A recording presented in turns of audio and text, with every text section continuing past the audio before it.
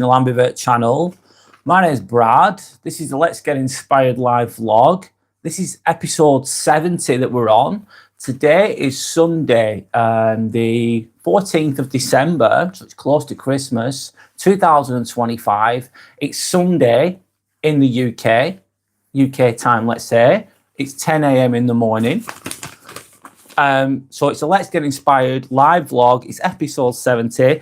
And today what we're going to talk about, I'm going to talk about, the title for today, let's say, is Insecure People Are Dangerous, How to Protect Yourself. So insecure people are dangerous and how to protect yourself against them. So let's get into it. Let's begin. So you might not realize it, but insecure people are quietly dangerous sometimes. Not all insecure people, not every situation. Some people we're all a bit insecure sometimes if we're honest with ourselves. And it doesn't mean that just because you're a little bit insecure sometimes that you're a dangerous person to others. That's not always the case. However, some insecure people are dangerous. They might be weak mentally, but they can cause you problems in your life. Big time. And sometimes it's subtle. I'm not talking about violence. I'm not talking about extreme behaviours here sometimes that are really violent, very intense moments. I'm talking about the way they can drain your energy, the way that they can manipulate you, and they can control situations without you even noticing sometimes. It could be subtle. It could be behind the scenes. I'm going to leave a question on there in a moment. I've seen it at my work, by the way, in friends, and sometimes it could be in your family, for instance. Someone who seems harmless, they seem okay, they seem all right, they present themselves in a good way sometimes, but underlying, there's insecurities there potentially. And yes, they can seem harmless until maybe at some point you might just notice the subtle digs, the subtle put downs, or the tone shifts. Everything's fine, then it's not so good. I'm going to go into that later. Or the little power plays, the little games that you're not even aware of when they're going to occur, or where they're going to come from. So I'm going to leave a question here. Have you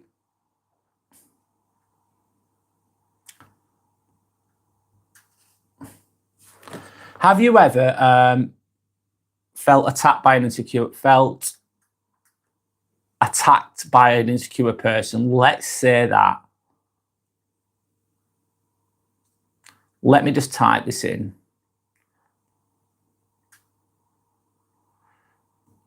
And then I'll continue to talk the best way I possibly can. Let's just put that on the chat there. Have you ever felt attacked by an insecure person? Have you ever been on the receiving end of an insecure person's behaviour? I certainly have, lots of times. I suppose we could all be guilty of it at some point. You know, you could be fearful, insecure about a situation, and you could unconsciously behave in a certain way. That can happen. But what I'm specifically talking about is the really insecure people that are massively insecure, but they take it out on others. They don't internalize it. Some insecure people take it out, they internalize it. These people aren't going to do that. They're going to take it out on you. I'm going to say hello to Sander. Hi, Sander. Sander saying, LOL, have I ever? I felt it a million times. You've felt it a million times over. Let me think of a story. Let me think of a situation where this occurs. Sometimes these insecure people can be let me just read the comment. Sorry, I'll read the comment first. Santa saying, my favourite kind of people that I hate being around are insecure older men who have digs and mask their insults as humour. Yes, that can occur, Sander, absolutely. And I never even feel safe around them. So it's like there's elements of positivity there.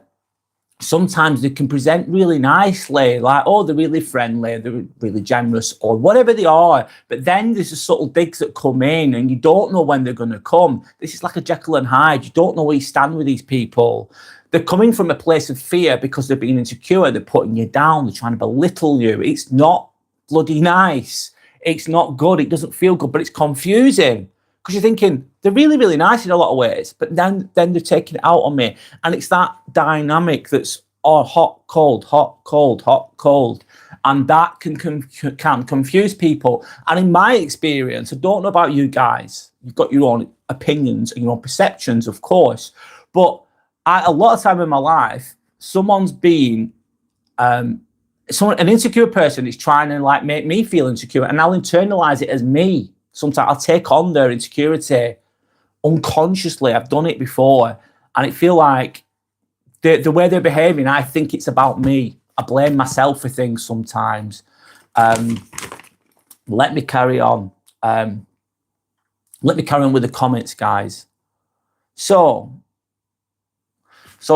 Sander said, I already spoke that, sorry. You never feel safe around them, Sander. Well, you're not going to do. If the behaviour is not consistent, you're going to feel unsafe around certain people. Absolutely.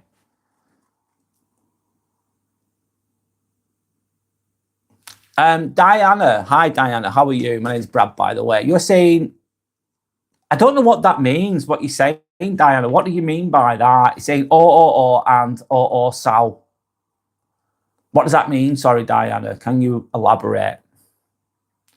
Sander's saying they really trigger me and make me angry. Especially sometimes you don't realise what's going on in real time. The social dynamics are playing out. You don't really consciously aware of it at the time. You can get taken off guard, and then you come away from the situation. You analyse the situation. You think about what's happened, and you're like, oh God, they said this or they did that. That's made me angry. Absolutely. Sander's then saying, and I can sense when they're bothered by me. When they're, yep, your light can bother them. The way you are can bother them. Absolutely. That's kind of a win, LOL. But it's hard. Yes, it can be hard, Sander. When it's, for example, your partner's dad, and sometimes you've got to sit there and smile. But hence, I don't want to be around that person. I can see where you're coming from. I can see where you're coming from. And then if there's other positivities mixed in with that, it can be even more challenging. It's a tricky one. But it's something that you shouldn't accept, something that you need to, it's something that you shouldn't accept, really. It's managing it in the smartest way and protecting your energy and protecting your peace, mindfully and smartly, really. I think that, Sandra's saying, I think that they sometimes think that you stole their son away from them. Yes, some people could see that in that situation, in that dynamic, Sandra, absolutely. To think that they sometimes stole the son away from them. However, that's a normal thing to happen. You have children, they're going to grow old. You want your children to be independent. They're going to grow old. They're going to get older, your children. They're going to come into adults, and they're going to go and live their own lives. That's a natural process. And if you've had a child, for instance, and they become independent and they function well in society on their own, that's success. That child has grown and can be independent.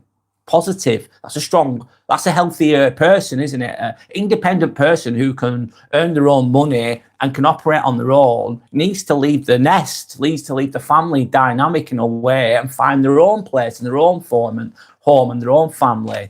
That's a normal process. But so I suppose parents can miss their child being away from them. I understand that too. Anyway, I'll speak the best I can, guys, by the way. Sana's saying, oh, hello, no, I'm not accepted it, LOL. You're not accepting that. You're not happy with that. I suppose it's just finding your own energy and your own peace and your own time. And I suppose it's just analysing the behaviour. Sometimes there's patterns in behaviour. Once you notice the patterns in behaviour, then you'll have forewarned is forearmed. So you're then ready with a response.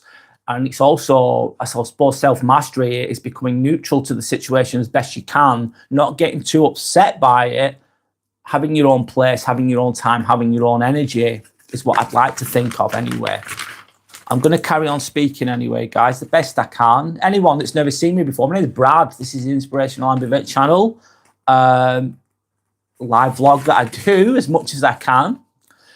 So let me get on to my point. Why are insecure people can be dangerous. They can impact your fucking life, and they will do, and you'll come across them because they're everywhere. They're everywhere.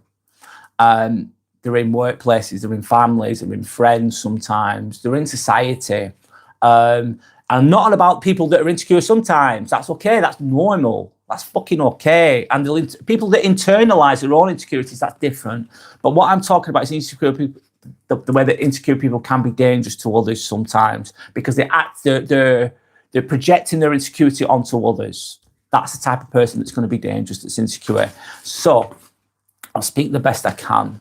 They're going to attack what they feel threatened by. So they're going to attack what they feel threatened by. What could that be? What could that be? It could be your competence, couldn't it? So an insecure person is going to be threatened by your competence. You could speak very well. You could have a really good job. You could be very competent, just really good at what you do. And an insecure person is going to look at you and go, that person's really good. That reminds me of what I'm lacking. You could get it in the workplace. You could have got a promotion. You could have become whatever you want. You could have got a profession. You've worked really hard for that profession. You've been to university. You've got a job. Then you've got that job, and it's not an easy job. Let's say, for example, it's taken you years to become good at that. And you've had to work your ass off and make a lot of sacrifices to get that job. And then someone underneath you could just see your competence, be threatened by it, threatened by your light. Look at you thinking, oh, that person's really hardworking. That really person's competent. That person's even really kind and polite. And then it reminds them of their own fucking shortcomings. This is an insecure person that's threatened by this competent person because it reminds them of what they lack. And what they're going to do, a person who's insecure is not, sometimes what they're going to do, they're going to go, oh, I'm going to bring that person down. That person reminds me of what I'm not. That person threatens me. I don't like that. I'm going to put them down. I'm going to be awkward. I'm going to make threats. I'm going to try and slip them up. I'm going to try and bring them down. I'm going to dim their light. This is an insecure person's perspective on a competent person I'm talking about. This is what can be presented with these types of people. It's not good. It's not good to be around. And what can happen is you could be a really competent person. You're a really kind person. You're empathetic. You have a lot of empathy, let's say. You're just a good, well-rounded, competent person. And you're around an insecure person. What can happen is they're going to attack you, and you can be unconscious of this. You're not quite aware of what's going on, and they'll bring it, and you'll internalize that yourself, which is not good. And it's challenging. So insecure people can be fucking dangerous. They might be mentally weak, absolutely. But insecure people are therefore kind of fearful people, to put it bluntly. They're gonna fucking tear you down, man. They're gonna try to tear you down. And you've got to protect yourself. You've got to protect yourself. They're gonna try and dim your light. Is it easy to deal with sometimes? No, it's difficult. It's challenging. It's hard sometimes. I completely get it. I don't have the answers to every situation, but I'm trying to figure this out myself as well. But I think life's short. Life's short. You shouldn't accept this bullshit from people. You shouldn't accept it. Anyway, I'm going to go to the comments a moment. Sandra's saying, yes, that kind of person is someone I'm never secure to be around. Okay. They try and power trip you non-stop. Yeah, it's like a power game. You're not trying to play a power game. Just a competent, nice, decent person, and they're playing power games. They just want to take control of you. They want to manipulate. Insecure people are going to want to manipulate sometimes. Some insecure people, really, truly insecure people that have not worked on themselves, that do not take accountability, are going to try and manipulate. They're going to try a power trip. They're going to fucking try anyway to get under your skin. They want you to react. They want you to be upset. They want you to feel what they're feeling. They're giving you their dog shit. They've got dog shit insecurity. Here's some dog shit. Do you want it? Do you want it?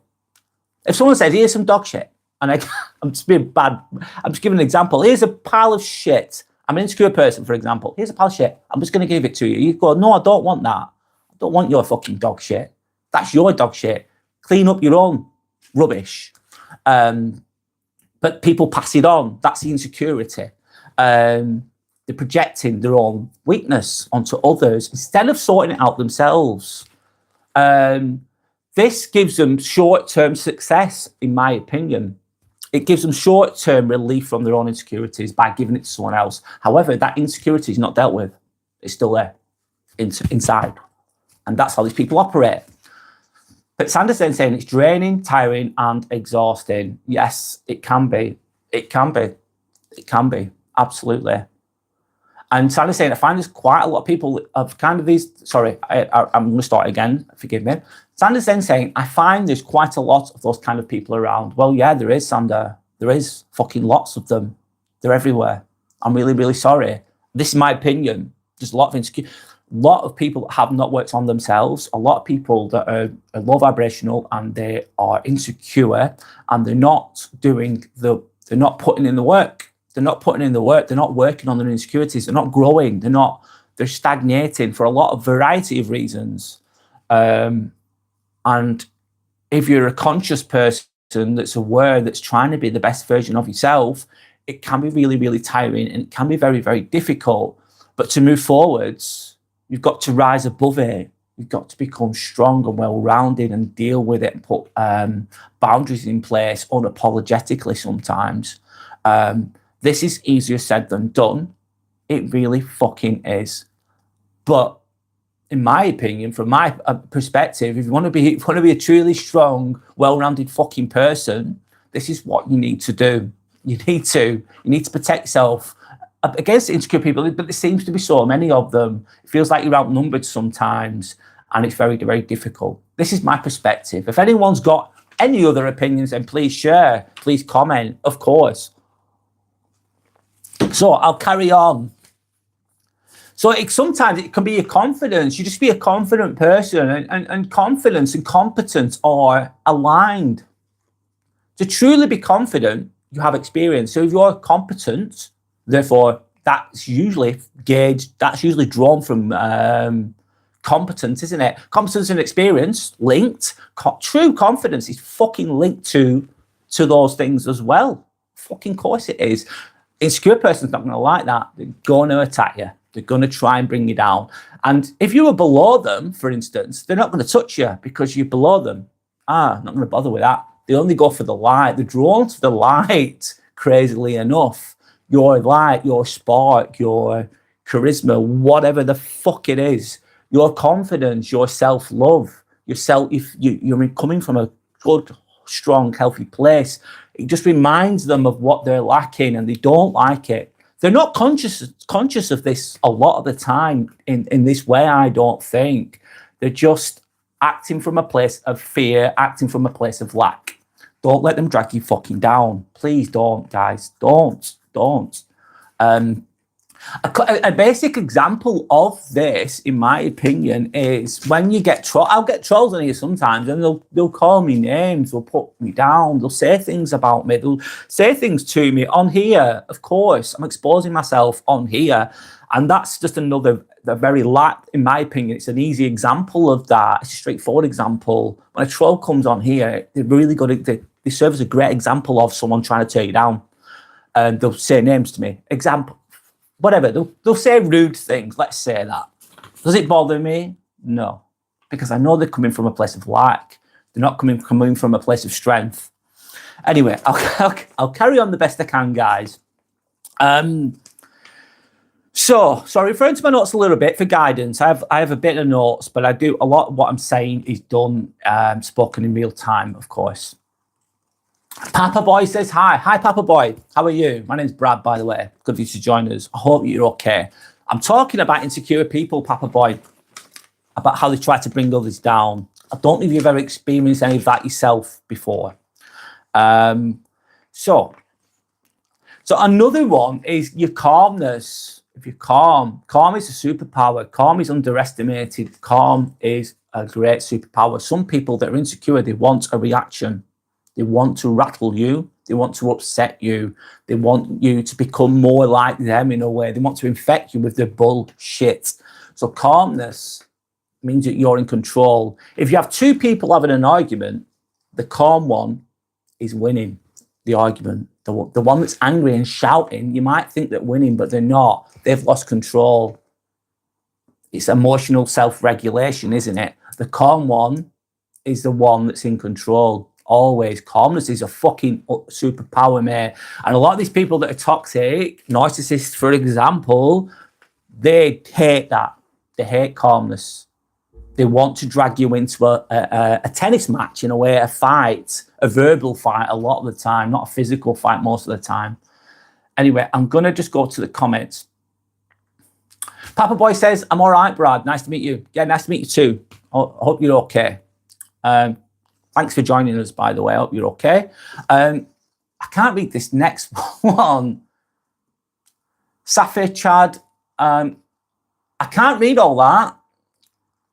Saford. I'm going to go with Saford with the first part of that. You're saying, hi, dear. What made you think to start this inspirational guide? Like, everyone needs to be guided, spoon-fed, but choose the path of enlightening others. I'll try and interpret that the best way I can. I'm going to answer that the best way I can. Give me a moment, please. So you're saying, hi, dear. What made you think to start this inspirational guide? What made me think to do this? Yes, okay. I think that's what you're asking.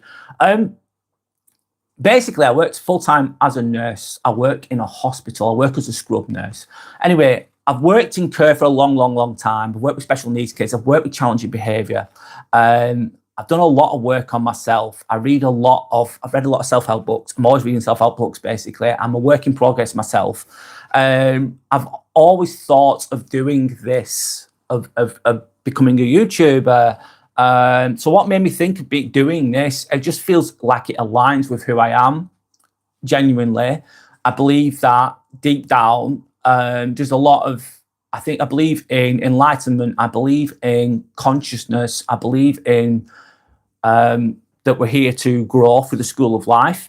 And I feel that I'm not going to help everybody. This is not for everybody, of course, but a lot of people are living in a three-dimensional mindset, and the three-dimensional mindset is very low vibrational. These toxic people, let's say, are low vibrational, in my opinion. Doesn't mean I'm better than them, but I'm not better than them. I don't think that, but I believe that we're meant to enlighten ourselves in this lifetime and grow through the suffering, and I just feel drawn to doing this. And if I can help one or two people, that's great. That's my response towards that. It's part of the reason why I do this. I don't get paid for this. This is in my free time. I do this. I don't have all the answers. I'm genuine. I'm real. I'm not a psychologist. I have a lot of knowledge. I have a lot of experience, but I don't know everything. But I don't have a degree in that type of thing. I have a degree in nursing, adult nursing. That's a different thing, of course. I believe in growth through the suffering. And navigate my message is to grow, just basically grow through the suffering, and to become better, well-rounded, and just the channel is about basically trying to say the words out the best I can here in real time. It's just to become a better, well-rounded person and make meaning of all this craziness in life. No, does everyone need to be guided and spoon-fed stuff? No, I'm not trying to spoon-feed anybody. I'm really not. I'm really not. I'm giving my perspective genuinely and honestly. That's it. Sorry, I'm trying to interpret what you said the best I can there.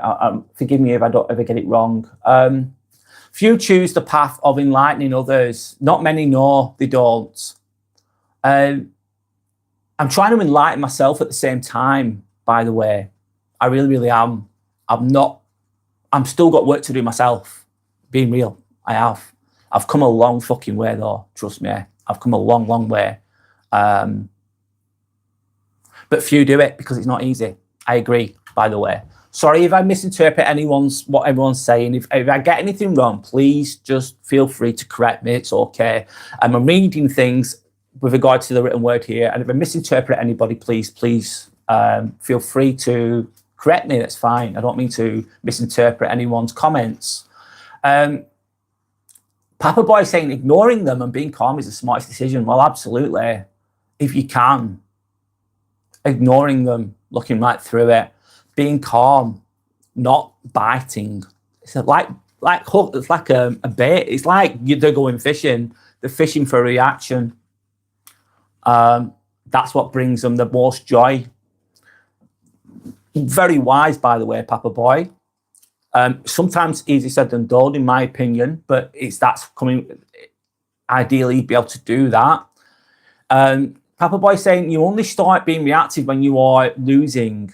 True, I agree. Absolutely. If you are steadfast in your belief of idea, you will keep quiet and move on. Absolutely. If you're in a really good place, you'll just move on. You'll be neutral to the bullshit. You won't even be emotional. You won't have an emotional reaction to it. You'll just be calm and stoic. I'm going to pin that message, Papa Boy. That's a great comment. Thank you. Sandy's saying, Papa Boy, true, but you can also set boundaries with them and say something. Yeah, you can, if you need to. If you're around someone just a little bit, it's easier. If you're only in passing comment, if you're only in passing with them, you might work with them one day, for example. It's easier then. It depends on the dynamics and the connections they have to you. Sometimes you do need to put boundaries in place and make them firm, keep them simple, in my opinion. Keep them boundaries bloody simple. And then sometimes it takes practice to be okay with setting boundaries, because you can feel guilty sometimes if you have a lot of empathy towards others and you're a people pleaser and that's what you know. It's difficult to put boundaries in place to begin with. However, if you need to, yes, absolutely. But put them in place calmly and keep it simple. And then just repeat. Anyway, Papa Boy's then saying, Sander B, I was talking about extreme cases. Yes, I always set boundaries actively. That's amazing, Papa Boy. Thank you for sharing, by the way. Papa Boy then saying, talking about boundaries, the time you set up a boundary, it's really important you do it actively when the situation has calmed down, not a long time afterwards or when another problem arises. Let me just go back to what Papa Boy is saying, sorry. Talking about boundaries, the time you set up a boundary is really important. Ideally, you set it in real time. My opinion is, if it's the first time this has ever happened, like a rude, insecure person's having a go at you, but don't expect it. My personal opinion is you're going to catch me off guard usually, because I don't know. I can't see it coming. I don't know when it's coming. And I think you've got me. First time, you've got me. And then if I see it the second time, I've got, there's a pattern. And then I've got my response for the third time. That's how I tried 3 strikes, basically. And when I'm reasonably ready for the third time, I've got the narrative in my head. I've got my boundary in my head. And then you put that in place. If you do it a long time afterwards, imagine if you do it a week later, randomly, in a messy way, it's not going to be as effective with regards to the boundary. I agree with what you're saying, Papa Boy. Thanks for sharing. Anyway, sorry, Saford. I'm going to call you Saford. Sorry, I can't say the whole word there. Saying nice, and it's good people like you are here to liberate others. Also, it will be nice if you your speaking speed a bit normal, like non-native English countries. People feel tricky to interpret. Thank you for your perspective. Let me just read that again. I try my best. I'm coming from a genuine place. I'm coming from a good place. I'm speaking my truth and my perspective. I don't have that, but everyone's got different perspectives. I like to think that my channel is about a collective consciousness. And what does that mean? It means it's not just my thoughts. It's you guys here as well. It's becoming more open-minded and making sense of the craziness of the world and growing through those challenges. Sorry if I'm speaking a little bit fast. Thank you. I'll slow my speech down. Thanks for that, by the way. I appreciate that. I'll try and slow down a little bit. Okay. Lisa Wilson is saying 67. Hi, Lisa. Does 67 just mean average? That's a trend, isn't it, at the moment, 67? I'm going to say hello to Lisa. How are you? My name's Brad, by the way. Saford. is then saying we might react back if we too feel insecure about our thoughts. Absolutely. We're all insecure sometimes, Seyfried. I agree. I am sometimes. If one is firmly bound by their thoughts and willpower, they will gently flow through that situation. They will just experience it. Very wise words there. Thank you for sharing. I'm going to sometimes I read things back again, so let's go again. We might react back if we too feel insecure about our thoughts. We could have knee-jerk reactions, for instance. Absolutely. We all have knee-jerk reactions, man. If one is firmly bound by their thoughts and willpower, they gently flow through that situation. They will just experience. Yeah, if you're open-minded and conscious of you, if you have compass, it's all about being compass mentis. Compass mentis, obviously a Latin word. I love the word. It just means to know yourself. If you truly know yourself and you're aware of your strengths, you're aware of your weaknesses, it'll flow through you naturally. Absolutely, Seyfried. It's how I'm interpreting what you're saying. I'm trying to slow my speech down, but thank you for telling me that, by the way. Papa Boy's then saying nowadays a lot of people take it to the extreme. They're either really selfish or are they stupidly open. How I'm going to interpret that. So people are extreme. Everyone's a little bit selfish, in my opinion, Papa Boy. We all have our own. Everyone's a little bit selfish. Let's be honest. However, some people are extremely selfish. They don't give a fuck about anyone.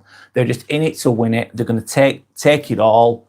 And they don't care who they step on, who they shit on. They just want what they want, unapologetically and uncaringly. There's people like that in the world, and that's the way they are. And you can be naive and think, oh, I wish they were more like me. I wish they were more caring. I wish they were more understanding. But they're never going to be that because that's who they are. That's their nature. For us, right or wrong, whichever way you want to think about it, the way that is, extremely selfish people, not for me. If you're stupidly open, I've been stupidly open, Papa Boy, in the past. I've been a naive, silly person, especially when I was younger. Especially when I was younger. I'm 43 now. So a lot older, a lot wiser compared to when I was in my 20s. And what was I going to say then? I was naive, fucking naive. I thought that everyone thought like me. I was stupidly open, stupidly naive. I thought if I'm kind to people, they'll be kind back to me. Everyone is going to give me back that kindness, and it's not the case, is it? So it's good to be kind. People take kindness for a weakness. I say it a lot. People do take kindness for a weakness. It's a strength. However, you've got to protect yourself. So it's getting the right balance, isn't it? Good to be open. It's good to give people the benefit of the fucking doubt. However, you've got to protect yourself. You've got to embrace the shadow self. You have to, in my opinion. Basically, don't take any shit. Don't let people dim your light. Don't allow it, is what I'm trying to say. I'll move on to the comments, guys. Rob Mather said, Rob Mather, hi Rob. My name's Brad, and I am Northern. I was born in Darwin, which is a small town next to Blackburn, if you've heard of that, in the northwest. Not the greatest of towns, if I'm honest. I live close to Manchester, so yes, I have a northwestern accent from England, of course. Papa Boy saying, oh no, my message before that was deleted or was not sent. Sorry, I didn't. If I missed it, I'm sorry, Papa Boy. I'll type it again, LOL. Sorry, Papa Boy, if I missed it. Or I'm sorry if it's not. Sometimes YouTube can play up a little bit too. It can be a little bit frustrating sometimes. Thank you to anyone that's liked and subscribed. I really appreciate it, by the way. It really helps the channel. Just sending some appreciation out there. Anyway, Papa Boy is then saying, I said we should be kind and compassionate. Give chances to people as they are all humans. Absolutely. Humans make mistakes. Humans, we are human. We will fuck up. And there's always that saying, you can do 100 things really well, 1,000 things really well. You make one mistake and people just focus on that mistake. And it's good to be kind and compassionate and understanding. You're human. Humans mess up. Humans are imperfect, of course. And it's give people the benefit of the doubt and give people a chance. Some people will mess up. They might have a knee-jerk reaction. They might act in an insecure way once. It might be like no one's perfect. But either you look at the bigger picture and overall they're a really kind, good person, but they've had an insecure moment. They could have been a little bit rude in a comment or something. Doesn't mean to write them off completely. No. Especially if they accept responsibility for the situation. That to me is a good person, a great person. Anyway, I'll carry on with Papa Boy's comment. We're all humans, fucking right. A huge brotherhood. Yes, we are. We're all yeah, we all are. I believe we're all one. Yes, absolutely. But don't be stupidly open and have self-respect, some self-respect and boundaries. Absolutely, Papa Boy. Have self-respect. That means loving yourself, doesn't it? That means not taking any shit. Putting boundaries in place. It's just I'm protecting my energy. I'm protecting myself. I'm not going to be taken advantage of. I'm not going to be manipulated. I'm not going to allow you to drag me down. I'm not accepting that. I'm on about insecure behaviour towards others. You don't want to accept that. Your life is short. Even if you make it to 80, think about this. Every year, it's Christmas nearly, isn't it? You blink, it's Christmas again. The years go by really quickly. Time goes by really quickly. The health that you have now, you might not have forever. Tomorrow's promised to no one. How do I know this? Someone whom I know has passed away this week. It's really sad. One of my colleagues has passed away this week. Really, really sad. Nice person as well. And she wasn't that old. She was in her 50s and it wasn't expected. So tomorrow's not promised for everyone. So therefore, really, it's important and essential that you have self-respect and you put boundaries in place and you don't take any shit, unnecessary shit. Life's short, make the best of it, as I'm trying to say. Sorry, I'll carry on the best I can here. I'm going to go to the next comments. Seyford's saying, why do people fight in the name of religion? Oh, God, they've been doing that for so long, Seyford. It's crazy, I know. My God's better than your God. Let's kill each other kind of thing. It's awful, isn't it? It's absolutely awful. I think all religions point to the same thing, Seyford. To source, just different stories. I think we're all connected. We're all one in a way, but we divide each other by beliefs. It's ego, isn't it? Humans' ego. While every religion teaches the right way of living, yes, there's a lot of good philosophy that comes from religion, a lot of good quotes from the Bible. Some good quotes in the Bible, some good quotes in different religions too. Really good. Positives, in my opinion. Also, the basic principle of every religion is humanity. I agree, Seyford, absolutely, absolutely. I don't think you need to be religious to have I think there's just books to guide people. You don't have to be religious, though, to be a good person, in my opinion. I think you can draw some wisdom from them, absolutely. I think all religions point to the same thing, but that's my opinion. But I respect other people's beliefs as well. As long as they're a good, decent person, it's all good. Rob's saying, oh my God, Darwin was going to be my first guest. No way. Rob, so you must be... no way, mate. You must be local to this area then, if you know that. 'Cause this Darwin in England is a small town, really. It's not an amazing place, if I'm honest. It's got some nice nature, but it's a little bit run down, if I'm honest, overall. Oh, you've met someone from there before. All right, so I'm just reading the comment now. Your accent is just like hers. That is amazing. Oh, yeah, I'm from Darwin, mate. Yeah. Whereabouts are you from, Rob? Whereabouts is everyone else from, if you don't mind me asking? You don't have to answer, by the way, but I just thought I'd ask. Sorry, I'm just sorry about the slurping noises. I'm just drinking my tea. I'm reading the comments the best I can. Sayford saying, I think the religious authorities get too insecure about their position and dominance. Yeah, they do. It's a control thing sometimes if it's taken to extreme. It's not the religions themselves or the scriptures themselves that are can be bad. It's humans. And some people have an egotistical desire to control, to dominate. And just it gets twisted, doesn't it? It really, really does. It really, really does. And history repeats itself with regard to that. So Safe is saying, like, if more people get to this religion living, who will come to us in gods in different... Sorry, one more. Let me start again.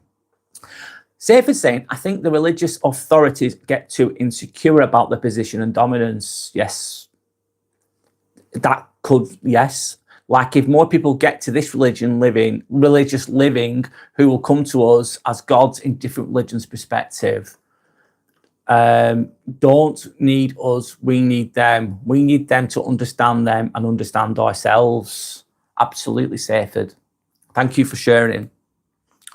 Here is a really good, I've got a really good example. LKJ. Hi, LKJ. You're really a good example of an insecure person. Of course. Thank you for sharing. Calling me egghead and mourning Baldwin. Yeah, I'm bald, mate. It's obvious. You can see. It's all gone. It's all gone. That's an insecure person trying to put me down, trying to make themselves feel better because they're coming from a weak place. A troll will do that. That's a really good example. Thanks for sharing, by the way, LKJ. Thanks for being, you're a really good example of what I'm talking about today. So thanks. Papa Boy, I hope that you're okay. I'm going to send you some love and respect, man. I'm just going to do it. There you go. Papa Boy is saying, I'll be off now. Bye. Subscribe. Thanks for subscribing, Papa Boy. I really appreciate it. Thanks for sharing your wise perspectives, your insights. Enjoy the rest of your Sunday. I don't know if you celebrate Christmas or not, but I hope you have a good December, Christmas, or whatever it is. So sending love and respect back to you. Thank you for subscribing. Rob's saying, I need to stop blinking. I can't afford to have Christmas dinner multiple times a day, every day. Yep. What a lot of people do, Rob, is they think, oh, the whole of December's Christmas. That's their choice. And then you're going to eat loads of crap and chocolates and sweets. And don't get me wrong, those things are tasty. And they put on loads of weight. And then New Year's Eve comes and they make New Year's resolutions because they've no money left. And they've cut this Christmas come down then, isn't it? I'm going on a little bit. But you can't afford to have Christmas dinner every day, mate. No, it's too much. Too much of anything's bad. Balance is key, as they say. Rob is then saying, I'm from Tameside. Yeah, I'm familiar with it. I'm familiar with roughly where that is, sorry. A bit southeast of Manchester, but our accent is still quite different to yours. Your vowels are more rounded and guttural in a soothing way. Oh, thanks, mate. That's very kind way of... that's the kindest comment I've ever heard about my accent. I've got a very broad accent. It is what it is. But thanks for that, Rob. Cheers. How's life in Tameside is the question. So I'm going to carry on with my content the best I can. So we're on about insecure people, how they can why they can be dangerous. They need to put you down to feel okay. An insecure person that doesn't work on themselves, they have to put you down to feel okay. They just have to do it. I'm not saying that's the right thing to do. Like, I've had a troll on here calling me bald. Like, obviously I'm bald, but they're trying to put me down. It's just so they can feel okay. It gives them a short term, a moment where they feel a bit better about themselves. They're projecting their insecurity onto others. Therefore, they will try to put you down. That's what insecure people do. A lot of them do. And it's like, it's okay. If you love yourself though, like I know I'm bald. This is an example. I've got no hair. I shaved it off years ago. I was reading and I shaved it off. I used to be very insecure about it when I was about 20 years old. I'm 43 now, though. I'm older and I'm wiser. And an insecure person will try and put me down for being bald. Just a really basic example. But I know I'm bald. It's obvious. It's clear as day. It's obvious. I love myself and accept my bald head. I like the way I look. I accept the way I look. I'm not Brad. My name's Brad, but I'm not Brad Pitt. Of course not. But I have enough self-respect, and it doesn't bother me, that comment. It's like, come on, is that the best you've got? That's when you know you've really worked on that element of your life. In my opinion, if someone says something horrible to you and it upsets you, maybe that's something you need to work on. That's another perspective, I suppose. But an insecure person is going to try and put you down. They need to, they have to, because they don't. That's what they do. These can be small insults, little backhanded compliments. They're tricky, aren't they? They'll say a compliment and then they'll go, but. So anything before the word but doesn't really mean anything. So they go, oh, you're looking good today, but you look tired. Oh, you've got that job, have you? I know someone weird, but I know a weird person that does the same job as you. Most people that do your type, you've got a really good job, but most people who do your type of job are a bit weird, aren't they? That kind of like a kind of an example of a backhanded compliment. Another one could be microaggressions.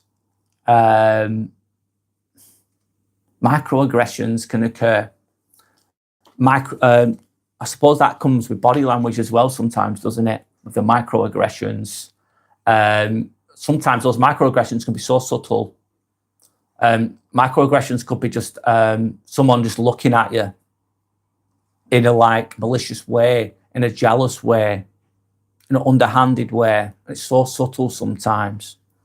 Microaggressions is you say good morning to everybody, but that person doesn't say good morning to you, but they'll say good morning to everybody else. That would be an example of a microaggression. Some people don't, just not going to like you for who you are. It's just the way it goes. Anyway, I'll move on to the comments again. Sayford, sorry if I'm saying the name the best I can. Sayford is saying, I'm secular by nature, respect, and foster all religions, as every religion teaches the same thing in different stories and ideas. Do you know what? I 100% agree with that. Absolutely. All religions teach us the same thing in different stories and ideas. Yes, absolutely. There's morals in there. There's guidance in there. If followed in a open-minded, respectful way, they can be good things. So like a math topic is covered in different problems for proper understanding, Sayford is saying. People will not like your hair. They will not like your looks, your character. And this thing implies to everyone, because people today judge a book by its cover. Yes, they do. They just look at you, quick glance at you, and then they just make an assessment of you unconsciously. Sayford, I agree. What one can do is do the best on their part. Absolutely. Brawl MMA, what's up, brother? Hi, Brawl MMA. How are you doing? How's life going? You said last time I spoke to you. Sorry, I'm jumping from conversation to conversation here. Brawl MMA, how are you? I hope you're okay. You said you were getting over the challenges that you had before with regards to that person. I remember you talking about this person that you used to work with, and that you're moving on. Anyway, let me carry on. Because people judge book by its cover. Yes, they do. So I'm going back to Sayford's comment. What one can do is do their best on their part, like maintaining one's true character in every situation. Yeah, maintaining your integrity. Don't become like the insecure person. Don't be infected by them. Be good by nature to everyone. Be consistent with everyone. That's the mark of a good person. If you treat the cleaner or the waiter with the same respect you would with a manager or a boss or whoever, you're consistent. There's consistency in your behaviour. That just shows integrity. That just shows to me that's a well-rounded person. I agree, Sayford. Bernardo, hello, Bernardo. Are you from I'm guessing you're from Italy with regards to your name. You call me a loser. Another example. Thank you, Bernardo. That's a great example of an insecure person. Again, this is how they present. This is a really basic way of how they present. Putting you down behind the keyboard. You wouldn't do it to most of these people wouldn't do it to someone's face because they'll do it behind a keyboard warrior. It's just therefore, Bernardo, you're trying to make yourself feel better, really. How's your life? Do you love yourself? Is the question. Do you have a nice life? Do you like yourself? Is there anything that you need to work on? Maybe there is. And also, you can't give a helping hand to a closed fist. Like, I try and help people. I try to be a good person, but some people don't want help. They're just insecure. They're not working on themselves. They're only going to put you down. They're only going to be a problem. That's who they are. They're lost, beyond lost. They're stuck, and they will stay there. By being that way, they're stuck. And you shouldn't. It's good to imagine if you've got like a close person that you have a lot of respect for, and you're trying to help them, but they're not willing to. Like I'm saying again, you can't give a helping hand to a closed fist. So they don't want your help. You've got to just let them be, because you can't waste your time and energy on those types of people, because they're not going to go anywhere. That's just the way they are. Absolutely, got to move on anyway. But safe in saying, you maintain your true character, keep your integrity, keep your light. Don't be infected by those around you. Absolutely. Brawl MMA is just then saying, yes, yeah, he's saying, just making myself a coffee. You fix your sleep schedule. That's going to make you feel better straight away. Lack of sleep can really affect you, as you know, I'm sure. You're managing tasks via Google Tasks and trying to improve my productivity, trying to become more effective, using your time wisely. You're definitely working on becoming a better version of yourself. I'm assuming that you're saying after that. Yes, I'm trying as well, Brawl MMA. I don't always get it right though, mate. I don't always get it right every day, but I'm trying to become a better version of myself all the time, trying to just improve. Yes, I think that's what life's about, Brawl MMA. And then therefore, if you're really on that path, it won't happen straight away. You just attract certain things into your life based on where you're at in your life sometimes, in my opinion anyway. I was on my own for years. I was single. And there's nothing wrong with being single, by the way. That's good. If you want to be single, it's not a bad thing. But I was on my own for a long, long time anyway. And I just stopped wanting anybody. I didn't even care. I didn't even try. And that made me more, I think that's what drew people to me, by not caring. I didn't care. I stopped. That's my opinion anyway. Brawl MMA saying he's heard a good quote. Before God gives you what is meant for you, you need to leave what's not meant for you. Absolutely. I like that, Brawl MMA. I'm going to share that. Thank you. So, I'll say it again. Brawl MMA showed a good quote.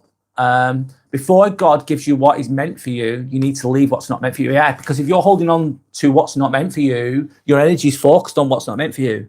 It's all in there. And it's not meant for you, so therefore it's not aligned with who you are. But you're too focused on that. You need to let that go before you can let anything else in. Brawl MMA, absolutely. That's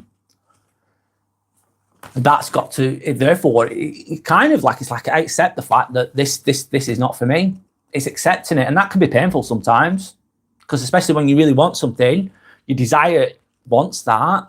And it's trying to work towards attaining that, but it's not meant for you. That can happen with people, as you know, of course. And it can happen with jobs sometimes. You're trying to go for this promotion, but it's not meant for you. So you just get doors you keep getting the door slam in your face, and it's not meant for you. It's not your time. It's not your room.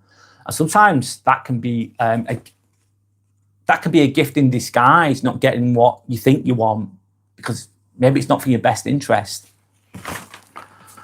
I'll move on. Sandra's having a look by what she's communicating.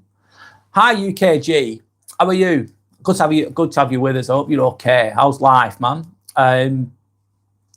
How's all? Hope all are doing good. Yeah, doing well, mate. Doing well, thank you. Doing all right, man. Doing good. Yeah, how are you is the question. Sandra's saying she's listening. I'm going to change the comment on there just to keep one moment, guys. So,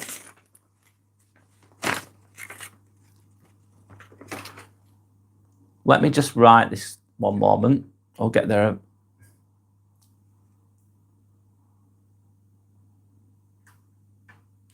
That's not allowing me to. Sometimes this plays up.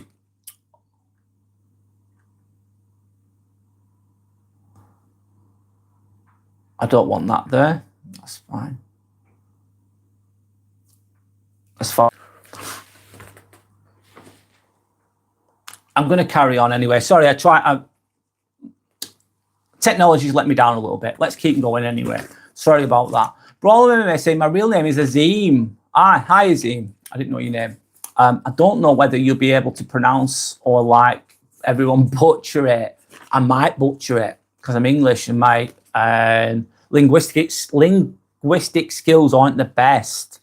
However, Azim is how I think it's pronounced. If I'm wrong, Brawler MMA, correct me. It's fine. It's not intentional. I'm trying to say it correctly, Azim. Hopefully I say it right. UKG saying all okay, I suppose. Moved house recently. Well, that's a stressful. That's hard, isn't it? Trying to settle before the year is done. Can't stop for too long, but thought I'd try and catch a live for once. Yeah, thanks for joining us, mate. And you sound like really busy anyway with work and everything. How's the moving process been? I think it's stressful, in my opinion. Moving house, it's positive because you're moving to somewhere better, hopefully, something that's more suitable for you. But I find that moving home it's tiring and it's stressful. It's beneficial in the end, but it can be very tiring. Azim is saying you did it absolutely correctly. I thought, great, Azim. I'm glad I did. UKG saying hello, everyone else, sending love and respect from UKG. UKG saying I really don't like change. The only thing constant in life is change. Of course, we all know that, but it doesn't always. Change can feel uncomfortable, especially to begin with. So I get why. I don't always like change either, especially when I don't expect it. It's stressful to begin with. So I'll repeat UKG sentence. Sorry. I don't really like change, but I'm always trying to affect change in things. LOL. You're trying to create your own. It's ideally change is going to happen either way, isn't it? But it's best if you create your own change, isn't it? So therefore, you can create. Moving home is you're creating that. You're deciding to do that, unless you're being forced out of somewhere, then you have to adapt to it. I suppose it depends on the situation. But you're saying, but thanks, all okay. You've got a roof over your head, which is great. Not everybody's got that. I hope that your new home is better for you, is comfortable for you. I hope it works for you the best way it can. Moving home can be stressful though, man. I've done it, of course. Rob saying, hi Rob, sorry. You're saying, I prefer notes rather than change. What do you mean notes? Money? Notes?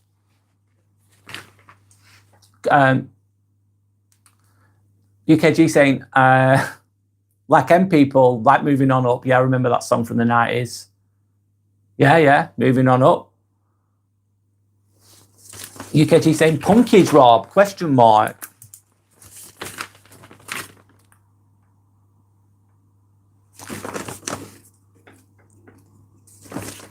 Sander's saying, really, I like it, Sander. Sander's saying, I just read something powerful. You don't wrestle pigs. You step over the mud. Oh, that's fucking great. I love that. That is top. Thanks, Sander. I'm sharing that one. I just read something powerful. I'm reading it again. Don't be wrestling pigs, man, because you're going to get full of shit. Aren't you? If you're around an insecure person, Don't start into a to and fro with them. You're wrestling a pig. You step over the mud. You step around. You go around the mud. You don't want to get dragged into the mud, into the cesspit of bullshit that an insecure person is going to present. I love that's a really good saying. Thank you, Sander.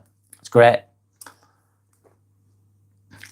UKG saying pinkies equal £50 notes. I didn't know that.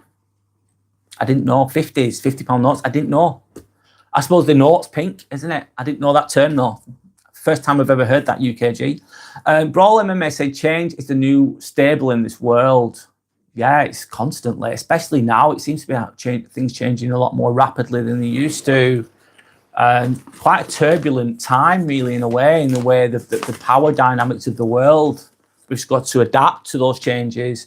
What makes a person strong? It's your adaptability. The more adaptable someone is, the stronger they are. You've got to go with the flow, kind of thing. Sander's sending respect and a smile there. Sander's saying, this is just what I needed today, Brad. I'm feeling angry, so this helps. Well, good. I'm glad it helps. Thank you. No worries. It's all good. Doing the best I can here. Let's move on. One moment.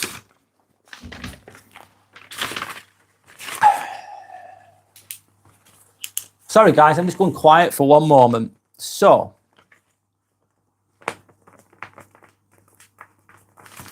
right, so the next point I'm going to talk about, of course, I'm going to go to, I've got my notes in front of me, as you can tell. But I'm speaking the best I can. So, an insecure person's going to create drama when life's calm. They're going to create drama when life is calm. So, how's that going to manifest? An insecure person is going to do those things sometimes. How they're going to present, how's it going to look? They're going to gossip. Gossip is the language of the idle a lot of the time. I suppose we all engage in gossip to some extent. We talk about others sometimes, but it's measured, I suppose. Depends how much you do it. But an insecure person is going to gossip. They're going to create drama. They're going to talk bad about others. They're going to play victim. A lot of the time, an insecure, toxic person is going to be the victim in the situation because they don't accept accountability. They're not in the wrong. Even though they're creating all the bullshit, they're creating the narrative. They're manipulating the situation with the shit they speak. It's gossip. It's bullshit. They don't accept that. They're never the bad guy. They're always the victim. They're always the one that's hard done to. They're never wrong. They never accept that they're wrong. They can't accept that they're wrong. They don't have the strength or the depth or the open-mindedness to do so. So therefore, they control the narrative. They're going to drag you into bullshit, basically, potentially, as well as there could be conflicts. And another example of this is, right, so let's imagine I'm an insecure person, right? However, I need a bad guy. I'm an insecure person. I need a bad guy. I need a perpetrator. So what I'm going to do is I'm going to be a rude cunt. I'm going to be a rude person. Sorry to swear. I'm going to be a rude fucker, right? And I'm going to attack someone. I'm going to be rude. I'm going to be awful to a person who doesn't deserve it. Ideally, what I want them to do is to react. When they react, I've then got, what have I got? I've got a perpetrator. I've created a perpetrator in my own mind. Even though they're absolutely right to, I'm an insecure person. They're absolutely right. I've been horrible to them. They're absolutely, it's understandable that they're going to fire back. But some people want that. And they want the adrenaline rush from it. It's like, yes, I've got an argument. I'm creating chaos. I'm creating conflict. This is fucking perfect. And ideally what they want to do is their ego wants to conquer that person.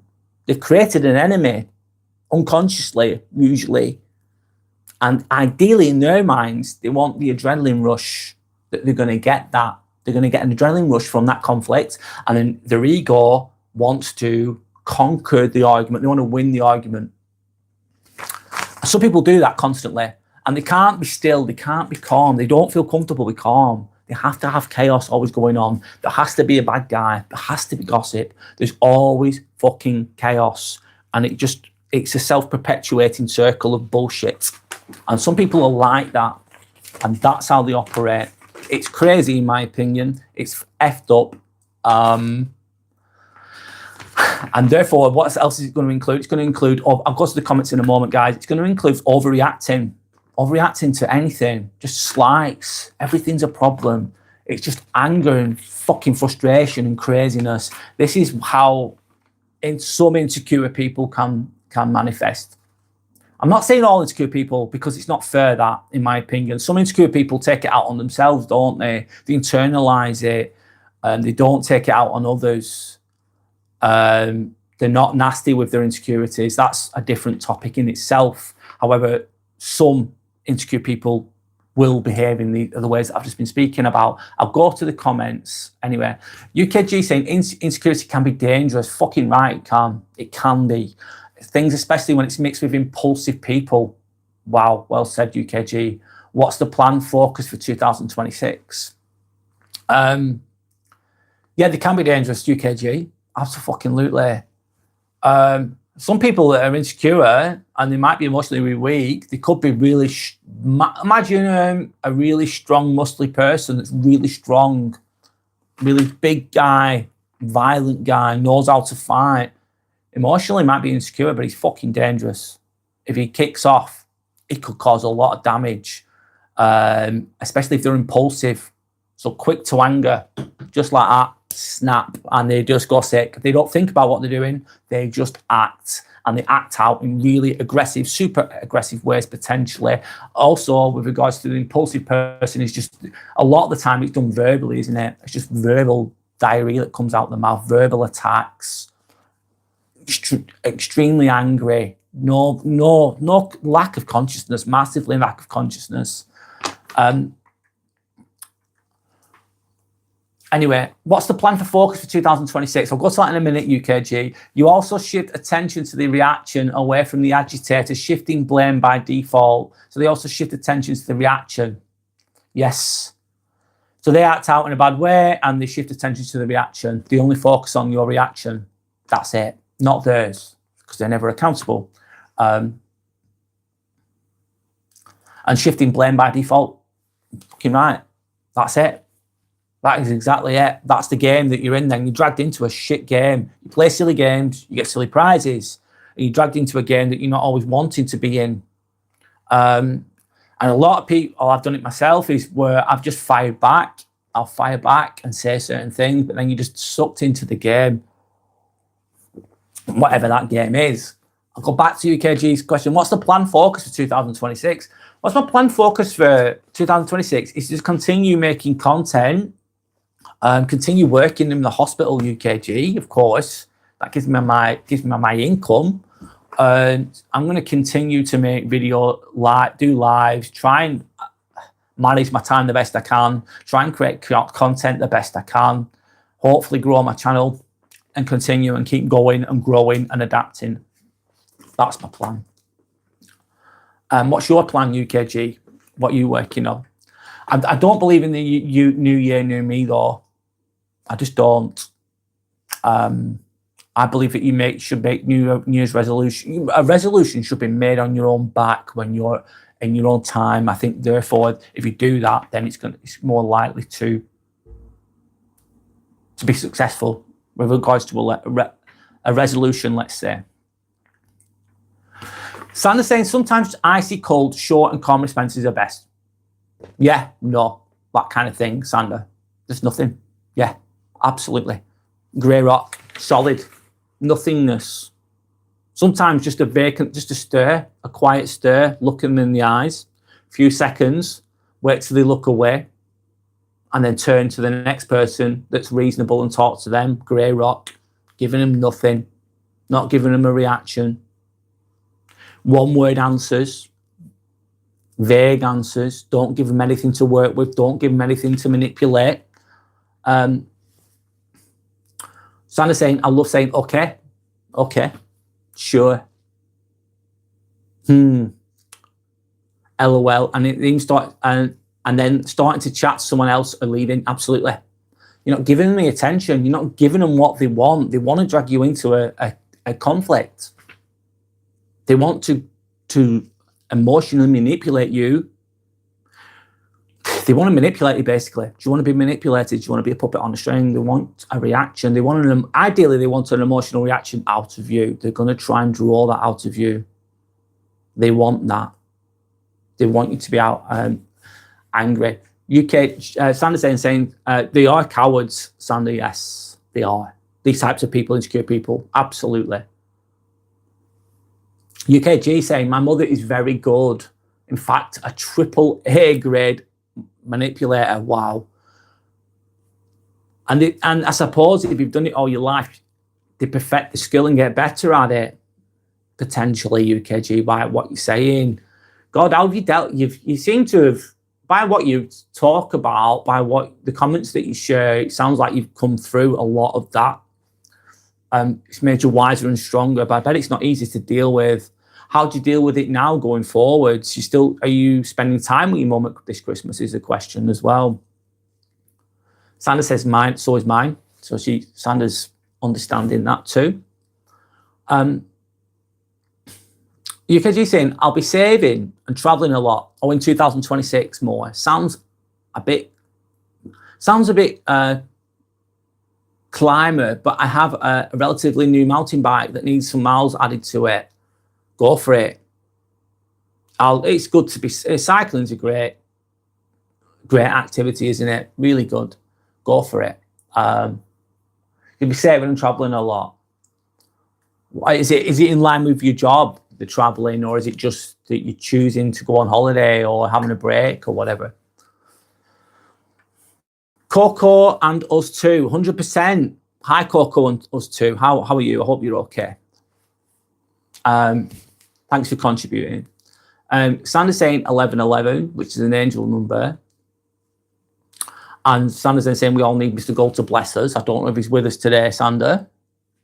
And Sander's then saying hello to Coco and us too as well. So as I was saying, I'll carry on with my content the best I can.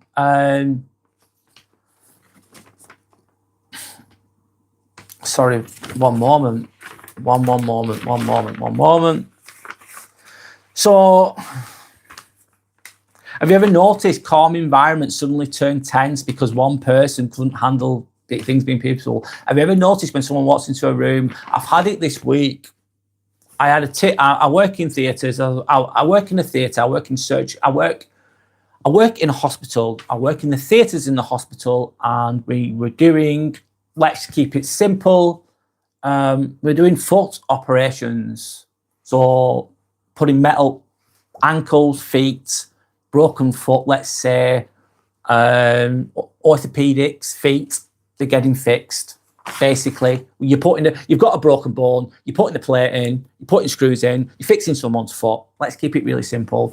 And I work as a scrub nurse. I get all the instruments together, I keep everything sterile, and I make sure that the surgeon has what he needs to, or her, to complete the operation. And I was working in a team, and I had a nice team. It wasn't the perfect team, but the people were nice. So there was 4 of us on this team. I was a room manager. I was happy with my team. We were all working together. We were just respecting each other, and it was a good day. It was a hard day, though. It was very busy, and we were really busy. And then the theatre coordinator, who decides who goes where, because there's lots of theatres, they put someone on my team. I didn't ask for them. I didn't expect them. But at 4 p.m., this person came on to my team. This person is a really toxic person. They walked in really angry, not speaking to anyone, walked in the room, didn't speak to anyone, wasn't happy, not a nice person, really toxic to be around. And I thought, oh, here we go. My nice team is now being infected by this person. So the energy changed. My point is the energy fucking changed, because I had this, but I'd rather not have that. Usually, if you're in a team and you get an extra person, it's like, happy days. The less work for everybody. Easier, more people, less work to do. But this person, because they're toxic and their energy is terrible and they have such a bad attitude, I'd rather not have that person. I'd rather have less good people. I'd rather have a smaller team of good people than an extra person that causes problems. And they walked in the room and they were absolutely terrible. Their energy was terrible. Their attitude was terrible. They were bossy, they were controlling, and they were not good for team dynamics. That's what, has anyone ever noticed that when someone walks in a room, they don't say a word, but they're really angry, their energy's awful. Has anyone ever noticed that when they walk into a room? And sometimes what will happen is you'll have them in the room and then they go away and everything, within a few minutes, it's like, everything feels lighter. Energy, mate. Energy never fucking lies, ever. Watch what they do, not what they say, as they say. Anyway, sorry, I'll carry on. Coco is saying, hi, Sander, and hi, Brad. Hi, Coco. I hope you're okay. I hope you're doing well. Thanks for joining us again, by the way. I hope you're all right yourself. UKG saying, hell no, I will not be seeing or speaking to her this Christmas. Fair enough, man, if that's what's best for you. It's been a hard one, but I've connected the dots that span the length of my existence as her son. It's hard when you actually see all the connections, isn't it? I know a lot more than her. Sorry, UKG saying, I know a lot more about her than she likes. You can see it, man. You've put the dots, connected the dots together. You know the game. You're way ahead of the game. You see the whole picture. You see the whole act. Knowledge is power, as they say, though. By the sounds of it, UKG. It can be complicated when it's like that, when it's family. Anyway, Sander's then saying, how are you, Coco? Hope you're okay. Sander's saying, good for you, UKG. I live away from mine, so I'm safe. UKG's then saying the whole vibe can change. Oh, sure, fucking right, man. This is what insecure people can exude. Bullshit. It can be dangerous. It can be dangerous. It can be detrimental to your existence, to your energy, to your life.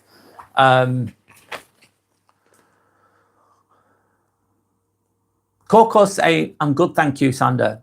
Lovely, relaxing Sunday. Good. Enjoy the relaxation. Enjoy the calm. You couldn't pass on this subject, okay? My neighbour is insecure, and how are you? So Coco, how is you? If you don't mind that, you don't have to answer if you don't want to. Why? How do they present?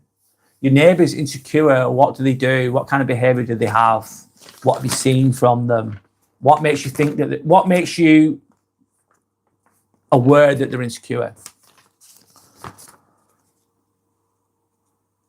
UKG saying, she thinks because I've been a right stoner at times that I don't remember things, LOL. So she thinks, oh, because you've smoked weed in the past that you don't remember things. Very naive from her, very narrow-minded from her. I used to smoke weed years ago, UKG. I did. I had a good spell of that. So yeah. But anyway, so let me carry on. So she thinks because I've been a right stoner at times, I don't remember things, LOL.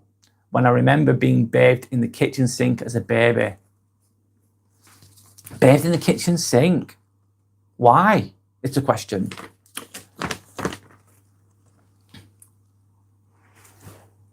That's different, mate. That's different.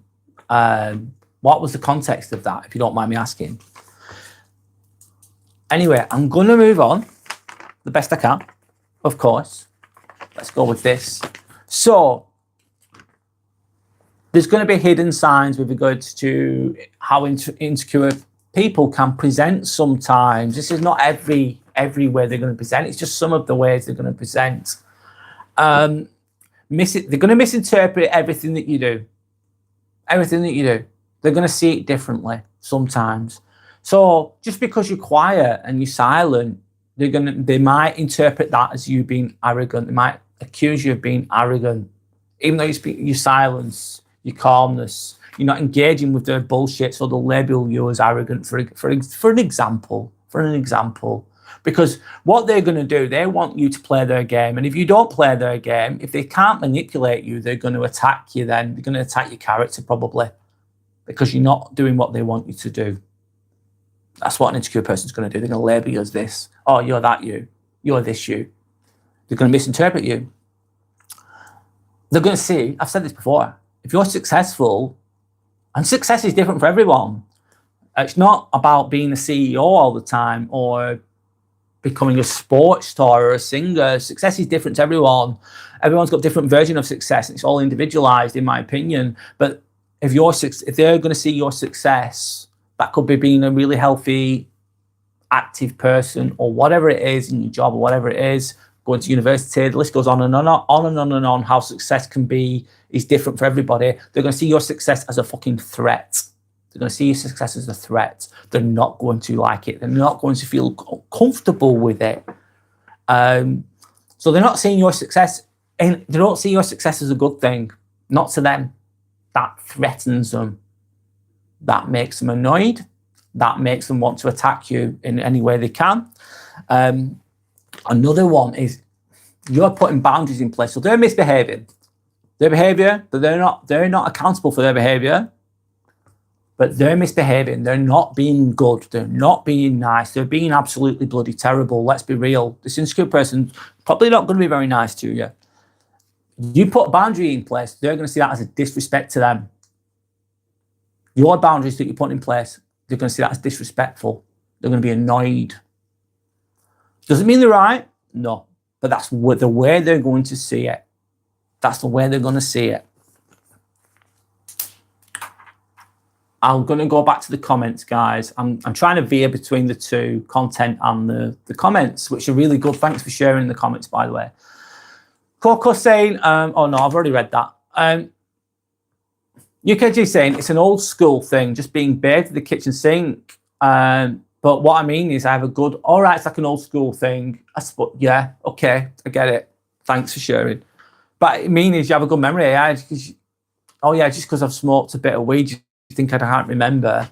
It's almost like sometimes I've been drunk in the past, but I remember most of the time. I remember when I've had a drink or whatever. I don't do it so much now, UKG, but I'm aware of what's going on most of the time. Even if I'm taking things, I'm still aware of a lot of things. Absolutely. She's underestimating you there, UKG, which you can use to your advantage. She thinks, you smoke weed, so you can't remember things. So naive from her, I'm saying.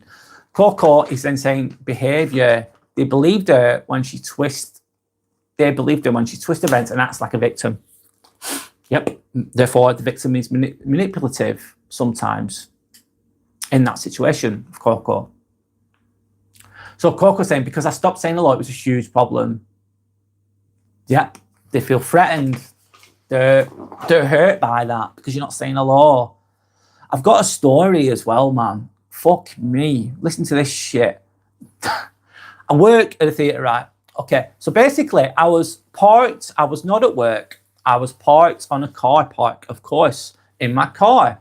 I was sat outside a supermarket. I was sat in my car. And then somebody that I work with saw me. Okay. They saw me. And then she said, you ignored me. Then I was at work. She said, you ignored me the other day. You were hiding from me. I saw what you did. You stayed in the car. You waited. This person said to me, you stayed in your car. You waited until I went away. And then you went into the supermarket. So she was accusing me of ignoring her. She was unhappy that I hadn't said hello to her. This person I barely know. She's a colleague. I don't really speak to her much. She's not my friend. She's a fucking colleague. And she's accusing me of ignoring her. And she's having a go at me. She's trying to make me feel guilty for just being in my car, sat outside a car park when I'm not in work. This is what this person said to me. So she was pissed off because I didn't say hello to her. And I thought, I'm glad I didn't say hello to you. And you're not guilt-tripping me for not saying hello to you. I thought that's absolutely crazy. Therefore, this person is a really, really insecure person that's got a lot of work to do, that's trying to make me feel bad. Which is crazy. This is what this insecure. This is just a quick example of an insecure person in relation to what you're saying, Coco. So you stop saying hello to someone, which is a huge problem. You don't owe her anything, do you? Them anything, should I say? I don't know if it's a him or a her, Coco. Sorry, but you don't owe them anything. And UKG saying, but I can resonate with what you're saying. UKG saying, I'll always big up someone's success. Yeah, I'm happy. I agree, UKG. I like it when people do well, especially if they're just a good person with it. Like, go for it. That's good. Inspirational, isn't it? It's good, great. And you'll always say, well done and crack on. Absolutely. I think that mindset as well attracts more of that for yourself. If you're if you were insecure about someone else's success and it made you feel less than, it can actually hinder your own growth as well, in my opinion, UKG. It's good to be happy for people for doing well, especially if they're coming from a good place or a good person, you know they've worked really hard to get where they are, whatever that is. I think it's good to be happy for people and celebrate it and not feel bad about it. Feel good about it. That's the way. That is the way, UKG. And you've done well to really, if the relationship with your mom who's manipulative, like you said, you've done really well not to become that person. Most people just imitate, don't they? A lot of people imitate. So they'll be brought up by a narcissistic person or whatever. They'll be brought up by someone who has toxic traits, and then they'll adopt them toxic traits themselves. A lot of people, imagine, basic story, you've got a bully, they bully you, then you become the bully, is an example of what a lot of people do a lot of the time. If you work on yourself, you don't become the bully, you become the better person from it. That's a great thing. So you've done really well there by the sounds of things. UKG saying question, one moment, sorry, drink of water. Sorry. Question, how was your trip away, bro? It was great. It was great, man. I go there often.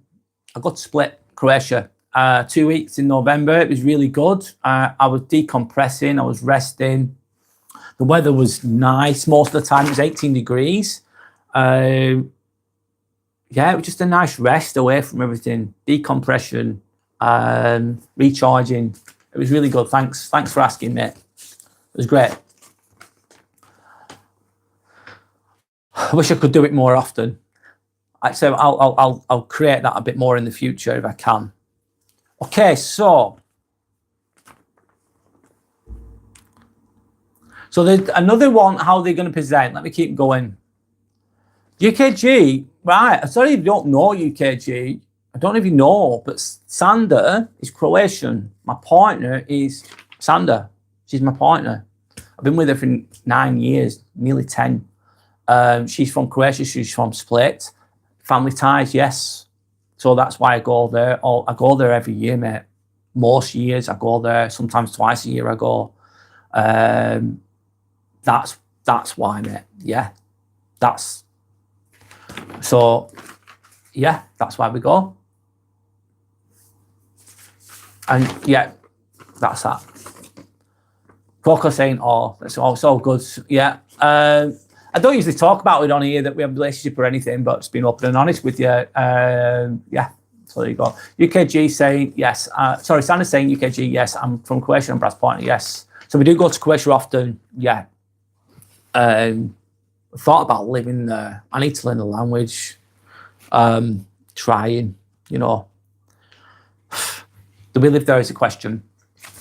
It's a different culture, different world, completely different world. Less densely populated than the UK. The wages aren't as good. The cost of living's less though. So it adds up a little bit there potentially. There's pros and cons to everywhere, isn't there, I suppose? UKG says, bless you both. Thank you. Thanks for the love and respect there, UKG. Much appreciated. Sana saying thank you.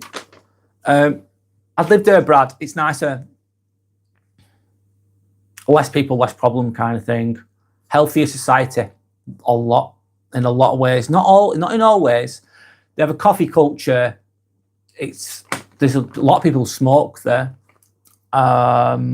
It's less of a rat race than England, big time. It's a lot slower living.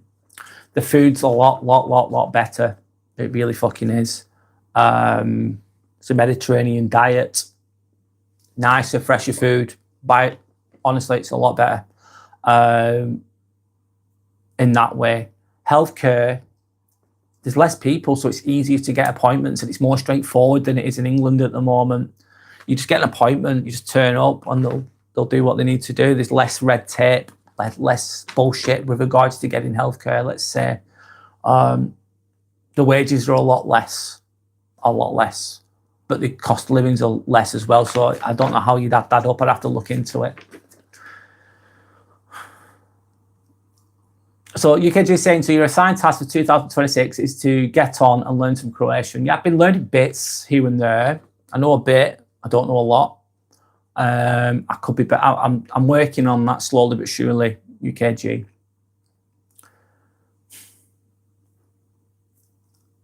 Ideally, become my plan. Really, a big plan is to become have financial freedom. Therefore, have enough money to be able to just choose where I want to live and live comfortably. That's what I want out of my life. And why not? Why not work towards that? That's my plan. That's my long-term plan. And that will manifest over time, slowly but surely. It takes consistent effort to achieve those things. I stand saying we love our coffee and we love relaxing and we love living. Yes, there's positives there. There's downsides though, of course. The people there's good and bad. There's less, we have a lot of people in this country, in England, are obese. They're unhealthy. They really, really fucking are. In Croatia, it's less so. A lot more appearance-based place. So if you looked like a lot of people do in England, they would shun you over there. They would judge you harshly. There'd be no fucking about. Is that right or wrong? Who knows? There's positives and negatives to that. Society, I suppose it's peer pressure from that. They keep up appearances. It's a big thing in Split. A lot of people dress really well. They might not have loads of money, but they look like they've got loads of money. They look well. There's less of a weight problem. People are thinner there mostly. There's a lot of positives as well. That could be deemed as a positive, really. People look healthier there. They really fucking do. England, if you're looking at England overall, a lot of society in England are really unhealthy people. They look like shit. And you say America's full of fat people, which it is. I'm not saying all people are big. Sorry, but obese, it's not good. It's not healthy, is it? Sorry, but it's not. And it's an epidemic. It's a pandemic, really. It's a pandemic that's occurring in America, in England, and other Western countries where people are just too big, too unhealthy. Over there, it's not so. There's less. The good thing about the English, though, in my opinion, is we're a lot more polite overall. Over there, there's no politeness. People will budge into you. You're in a supermarket, they'll budge through you. They will. And they'll be very rude. Some people are really rude there. Not all, but some. It's just a culture thing. Anyway, I'm just giving my perspective. I've gone off on a tangent there.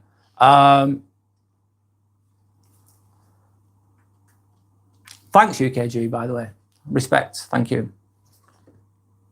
Santa saying we love coffee, LOL. We love relaxing and living.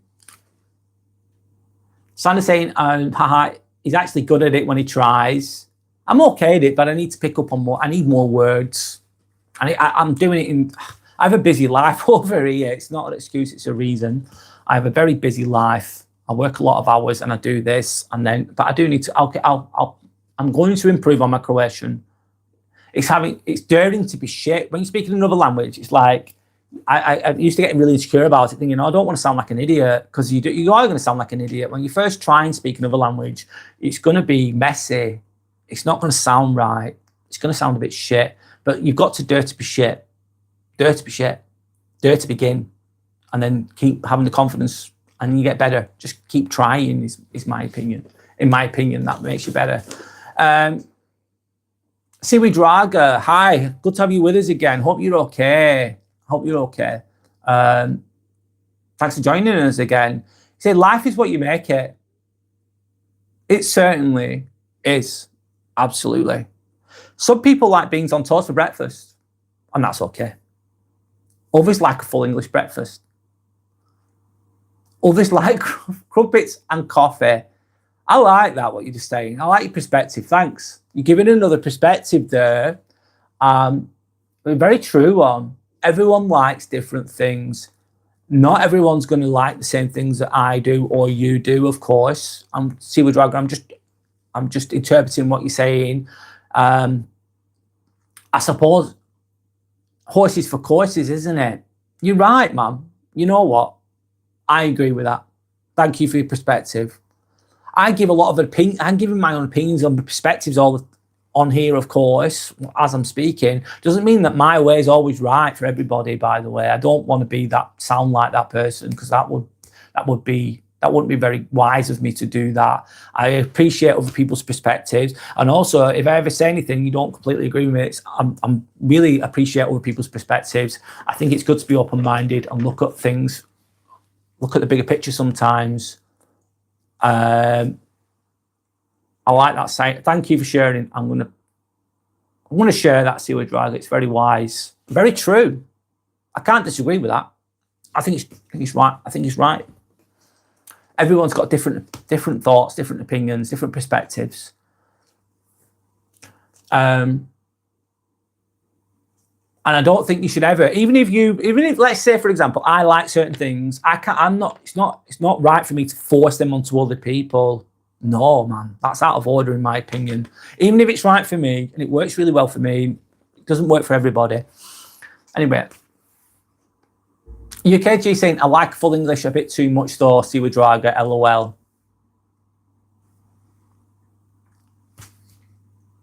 That's a very English thing, isn't it? An Italian wouldn't agree with you, but that's their different perspective. But it doesn't mean, yeah, horses for courses.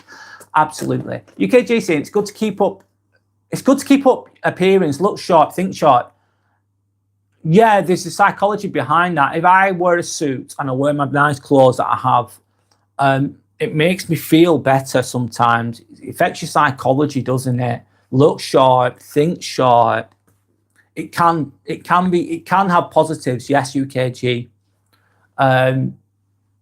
If you do it wisely, if you do it mindfully, yes, absolutely. It's good to keep yourself in check as well. It's like, I've eaten loads of, imagine you're getting a bit, it's good to look after yourself, man. It's important. If you falter a little bit, if you behave a certain way, you should have high standards for yourself, good standards for yourself in a healthy way. I think it can make you better, can make you healthier, can make you sharper. Sanders then saying, agreed, Brad, we look nice in split. It's true. That's the culture. It's true. With regards to that, there's much more to that, of course, and different perspectives. The English don't care so much about that. What's it called? Sorry. Stereotypically, I would say no. But this is being stereotyping. It depends on the individual as well, of course. Siwa Draga saying, I think we have a negative view on Britain, especially now. Yes, I'm guilty of that, by the way, Sid Draga, if I'm honest. Without understanding the deeper issues, okay, let's see what you've got to say. And they try to point the fingers at us and mock, but they're just unintelligent people generally. Can you elaborate a little bit more, please, Sid Draga? The deeper issues, the poverty, maybe, the culture that's lost its way in England. I think it's not a great place at the moment. I think it used to be so much better in the past. I think a lot of people know that. There's a lot of factors with regards to how that's manifested in a way. I think let's say the English people, we're just divided. We're just doing our own thing. There's no togetherness. It's not a tight-knit community with the English people. Everyone's just in their own, doing their own thing in their own way. Sanders saying that's also true about rudeness with regards to Croatians. I hate that myself. This is stereotyping though, Sander. They're not all everyone that's Croatian's rude though, as you know. There's some really nice people, really, really nice people. There's good and bad everywhere. There really fucking is. There's the good and the bad in every culture. Some people have a negative view. Depends. Beauty is in the eye of the beholder, Siwa Draga, is what I'm gauging from what you're saying. It really is. What you concentrate on, what you focus on, will be your reality, really. I think there's a lot of unhealthy people in England, though, Siwa Draga. I really do. I think there is. I think there's a lot of suffering. I think there's a lot of deprivation. And that's me being negative, isn't it? if I'm being honest with myself, I've just seen a decline personally. I don't know what your thoughts are on that. I really do appreciate that.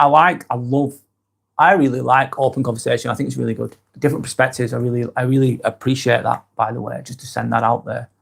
Even if it doesn't align with what I'm saying, it's okay. I'm open-minded, so it's all good. Sandy's saying, Sivadraga, I've lived in the UK for 8 years now, and I have a deep, realistic insight about it and an understanding. Yeah, I've been here for 8 years, working here for 8 years, Sander, and I believe that having a realistic education opinion is good. Yeah. On the other hand, Sivadraga, others who mock and judge English people are right on some ways too. In some instances, yes. Not in all, but in some. They see how English people behave when they're not in their own country. We're talking about, let's say, we're going to Benidorm, we're English, we're 25, there's a group of 10 guys, we're all going to get pissed and we're going to act like dickheads, would be an example of that. I'm not saying all English people do this, a lot do though. A percentage do, let's say that. And therefore that can be enough to form an opinion. You see these English people coming to your country and they spend all their money, but they're just smashing everything up. They're really drunk. It's not going to give you a good opinion of them, is it? Again, that's not everyone though, is it? But that's what can happen. That can form people's opinions, can't it?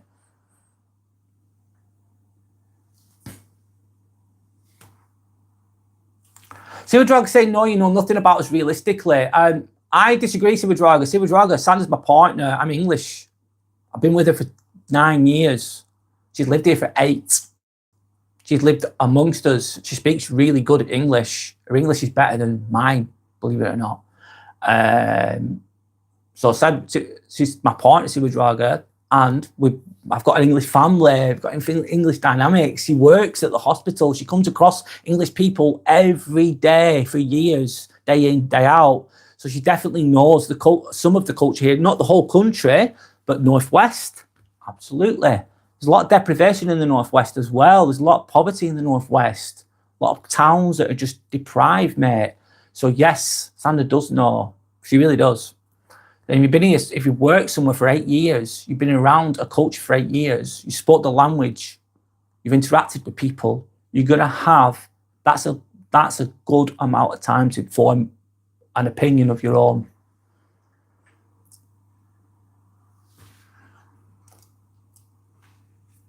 Sivadraga said, oh, I disagree, and more than enough. Sivadraga, you are disrespectful. Why is Sandra disrespectful? I don't think Sandra is disrespectful at all. At all. Very open-minded. Sivadraga. That's your interpretation. She's not trying to be disrespectful.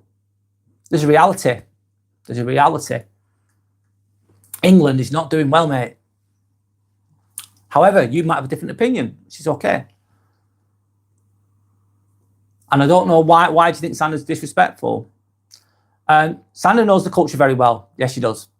And I also look into things deeply and try to educate myself throughout my life. Absolutely open-minded.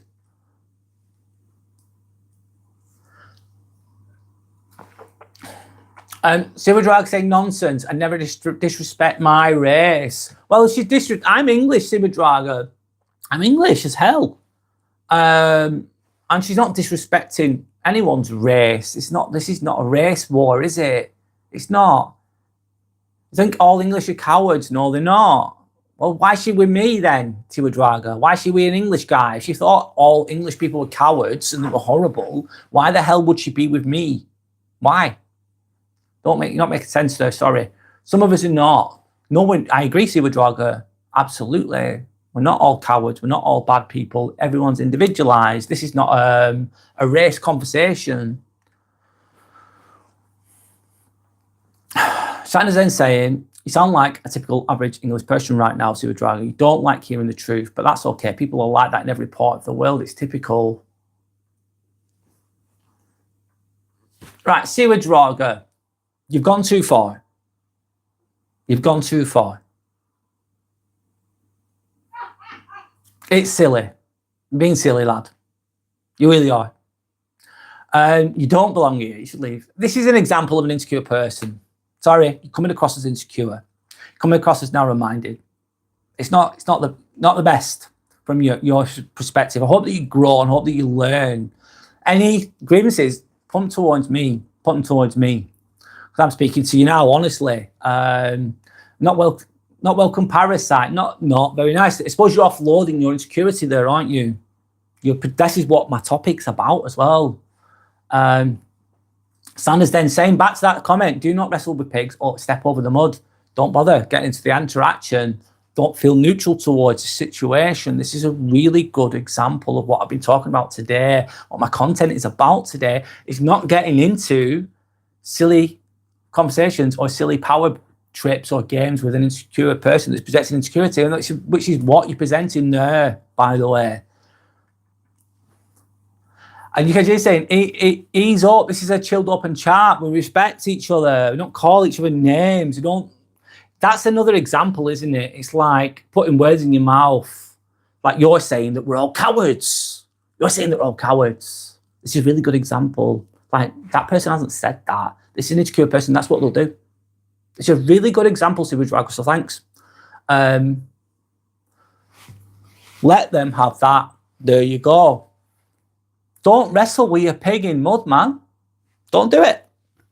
You're just going to get yourself full of shit. And that's not your shit. That's their shit. Let them deal with their shit. You step around the mud. Step over the mud. You don't go nowhere near the mud. You don't get dragged into the mud. What's the mud? The mud's the conflict, the conversation, they're putting words in your mouth. They're trying to manipulate the situation.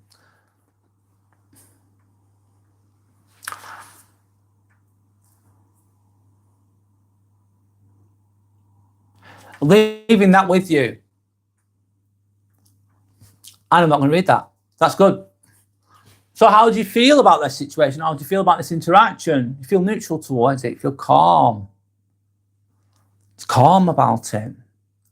And Sandra works in a hospital. She's an anaesthetic nurse. She works. She's never been a parasite. She has always worked in this country.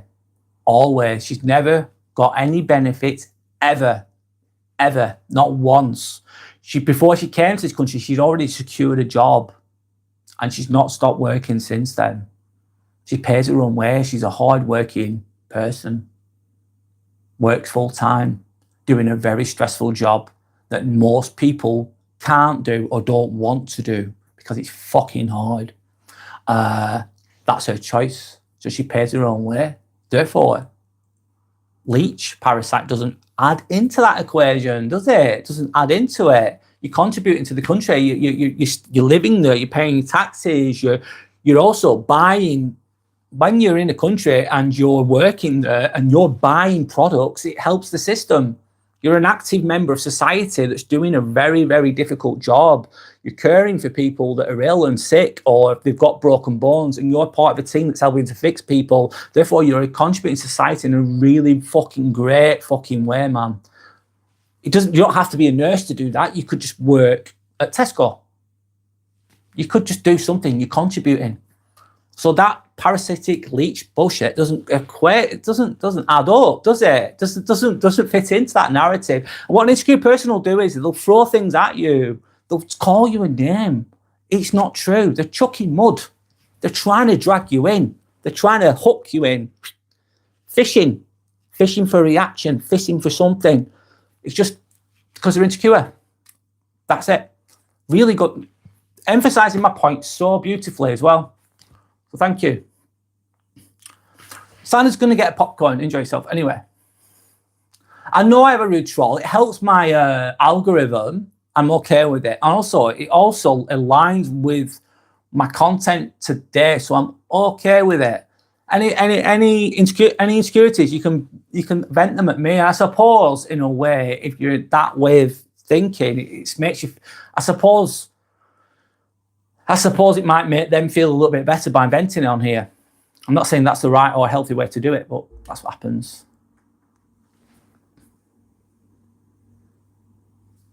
We suffer because we live amongst people who are not our own, particularly Jews. Leeches and parasites. What the Jews are, in my opinion, the Jews are a minority that are very successful. They're really successful people. They're fucking massively successful. They're a minority that's they rule the world, man, a lot of ways. Rightly or wrongly. Rightly or wrongly. Who knows? But they do really, really, really well. They do so well. They just do. They're very successful. I'm not saying that they're all nice. I don't know many Jewish people myself. I just don't. I don't come into contact with them very, very, very rarely. I don't know them personally. I don't hate them. I don't have any feelings towards them. I'm neutral towards them. I just like to see, I take people as they are individually and send love and respect to them. It doesn't matter if I work in a hospital, so I work with bloody so many different nationalities, trust me. So many, it must be over 20 different nationalities that work where I work. These people, and some of them like Muslims and bloody Hindus and whatever. And I just take them as they are. If they're nice, I think, you know what? You're a nice, respectful person. I get along with them fine. Live and let live. It's all good. I don't see the divide. I just don't. I don't want to see the divide. I just take people as they come, and if they're respectful and they're kind, it's all good.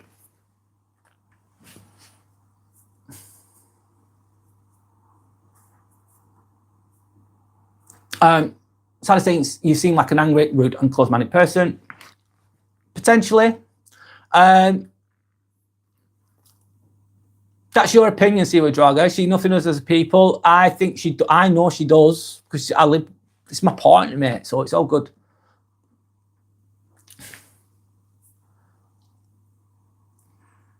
There's no point elaborating. No, there's not. There's not. Absolutely. All this race, there's no other truth. That's a bit narrow-minded, but that's what creates wars in a way, doesn't it? My race is better than your race, ours is better than yours, or my God's better than your God, my religion's better than your religion, my religion has to take over. If you don't believe in what I believe in, then you're a bad person. That's just I suppose that's human nature in a way, isn't it? That's why there's so many bloody wars and so much suffering. I'm trying to come away from that, really, in my own mind, the best way I can, in my own little room. I wish I could change things more than I can. I can only change myself and my thoughts on that, and try to be an understanding person and a respectful person, and rise above the three-dimensional heavy energies, the lower frequency energies. That's what I'm about.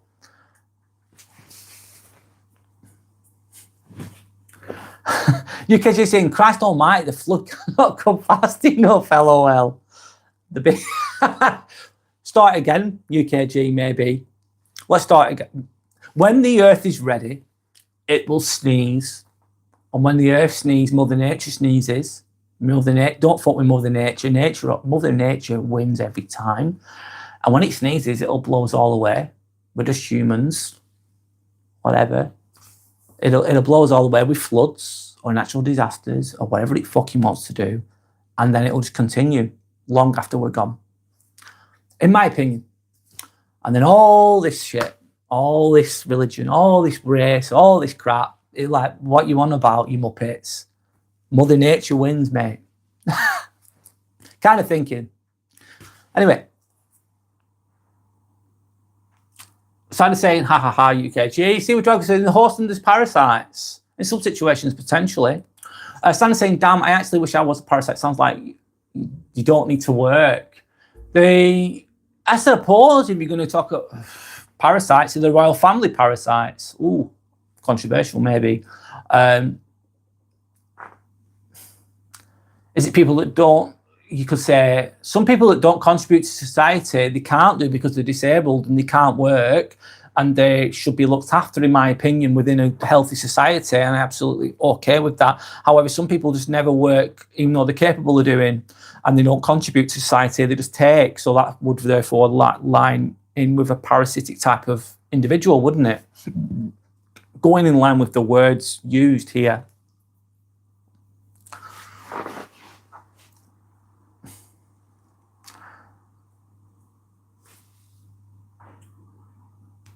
Okay. And then there's this, and then there's that's you. Okay, Sander, let's chill. So go back to creation work. We might actually do that, Subadraga. I might actually go there as well. They might not want me there as an English person. They think, who's this English bastard in our country? Maybe I'll go there to work as well, by the way. And a lot of the time is, guess what? Most people don't want to become nurses. They don't want to do it. You've got to go to university for 3 years and pay for it. It's horrible. It's really difficult. You work and you end up with you have to do the university work and you have to do the placements, and the placements you're on a ward, and guess what? You're dealing with not so nice jobs, let's say tasks. It's not fun. Most people don't want to be nurses. Why have we got so many overseas nurses? Because the English people don't want to do those jobs. They don't want to do it. They don't want to do it, mate. They don't want to do it. That's why you've got so many overseas ones. And some of these people are really good. It's even the same with doctors as well. A lot of them are overseas. Why? Because English people aren't doing those jobs. Anyway, we're rising above this now. We're rising above this. Please can we rise above this? We're rising above this.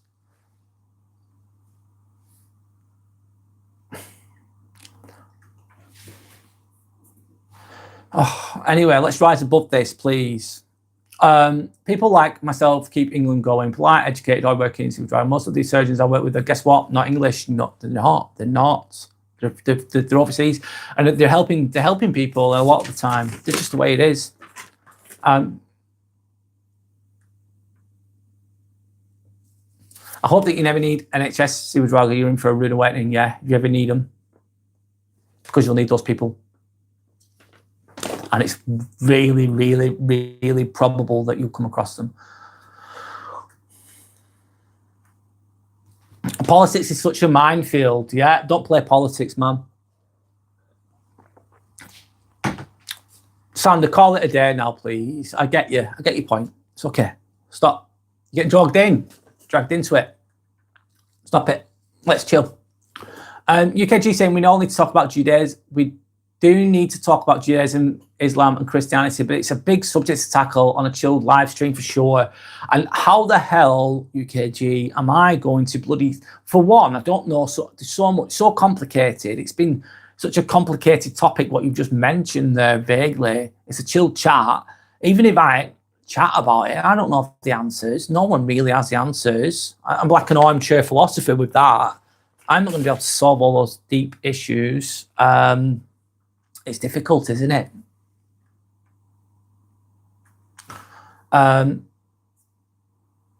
Yeah, it's a chill chat, man.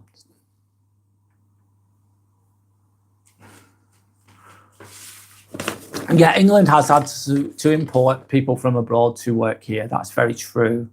It's been done in a measured way until recently, but it hasn't been. Jesus Supporter 324. Hello, Jesus Supporter 324. How are you? Hope you're okay. Good to have you with us again. Hope you're all right. Santa saying, hello, Jesus Christ. Jesus Supporter. UKG saying, oh Christ. Okay. UKG saying, Tim, God bless everyone. Absolutely. Yeah, that's it.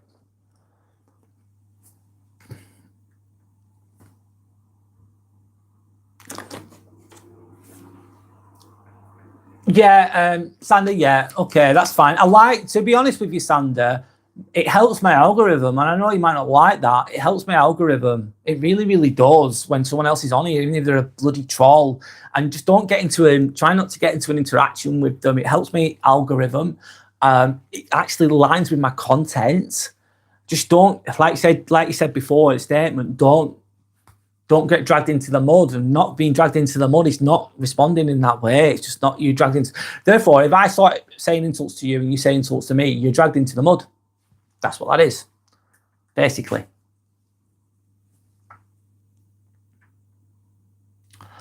UKG's asking, what's popping, Jesus? How are you doing, Jesus Supporter? Is being asked there. Sander, please, come on. It's all good. It's all good. I'm going with the comments. You've risen above it, it's out. Yeah, I get it. I get why. I get why. This type of thing is going to happen on here. This is the way it goes. This is the nature of you. But like I said, insecure people, they're everywhere, and they manifest on here. They manifest in your life. You have to deal with them the best way you can. Not being emotionally upset by it is the key.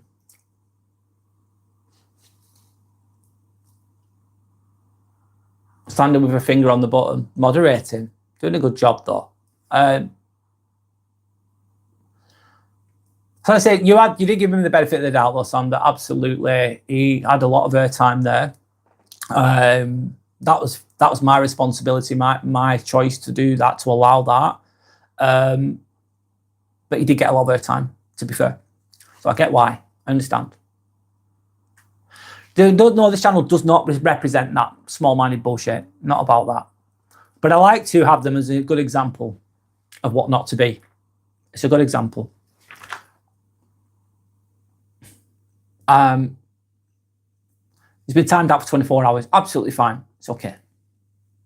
Use culture with your responses, especially to begin with. And then when there's an insecure person who's going to put words in your mouth, they're going to throw ridiculous insults about you.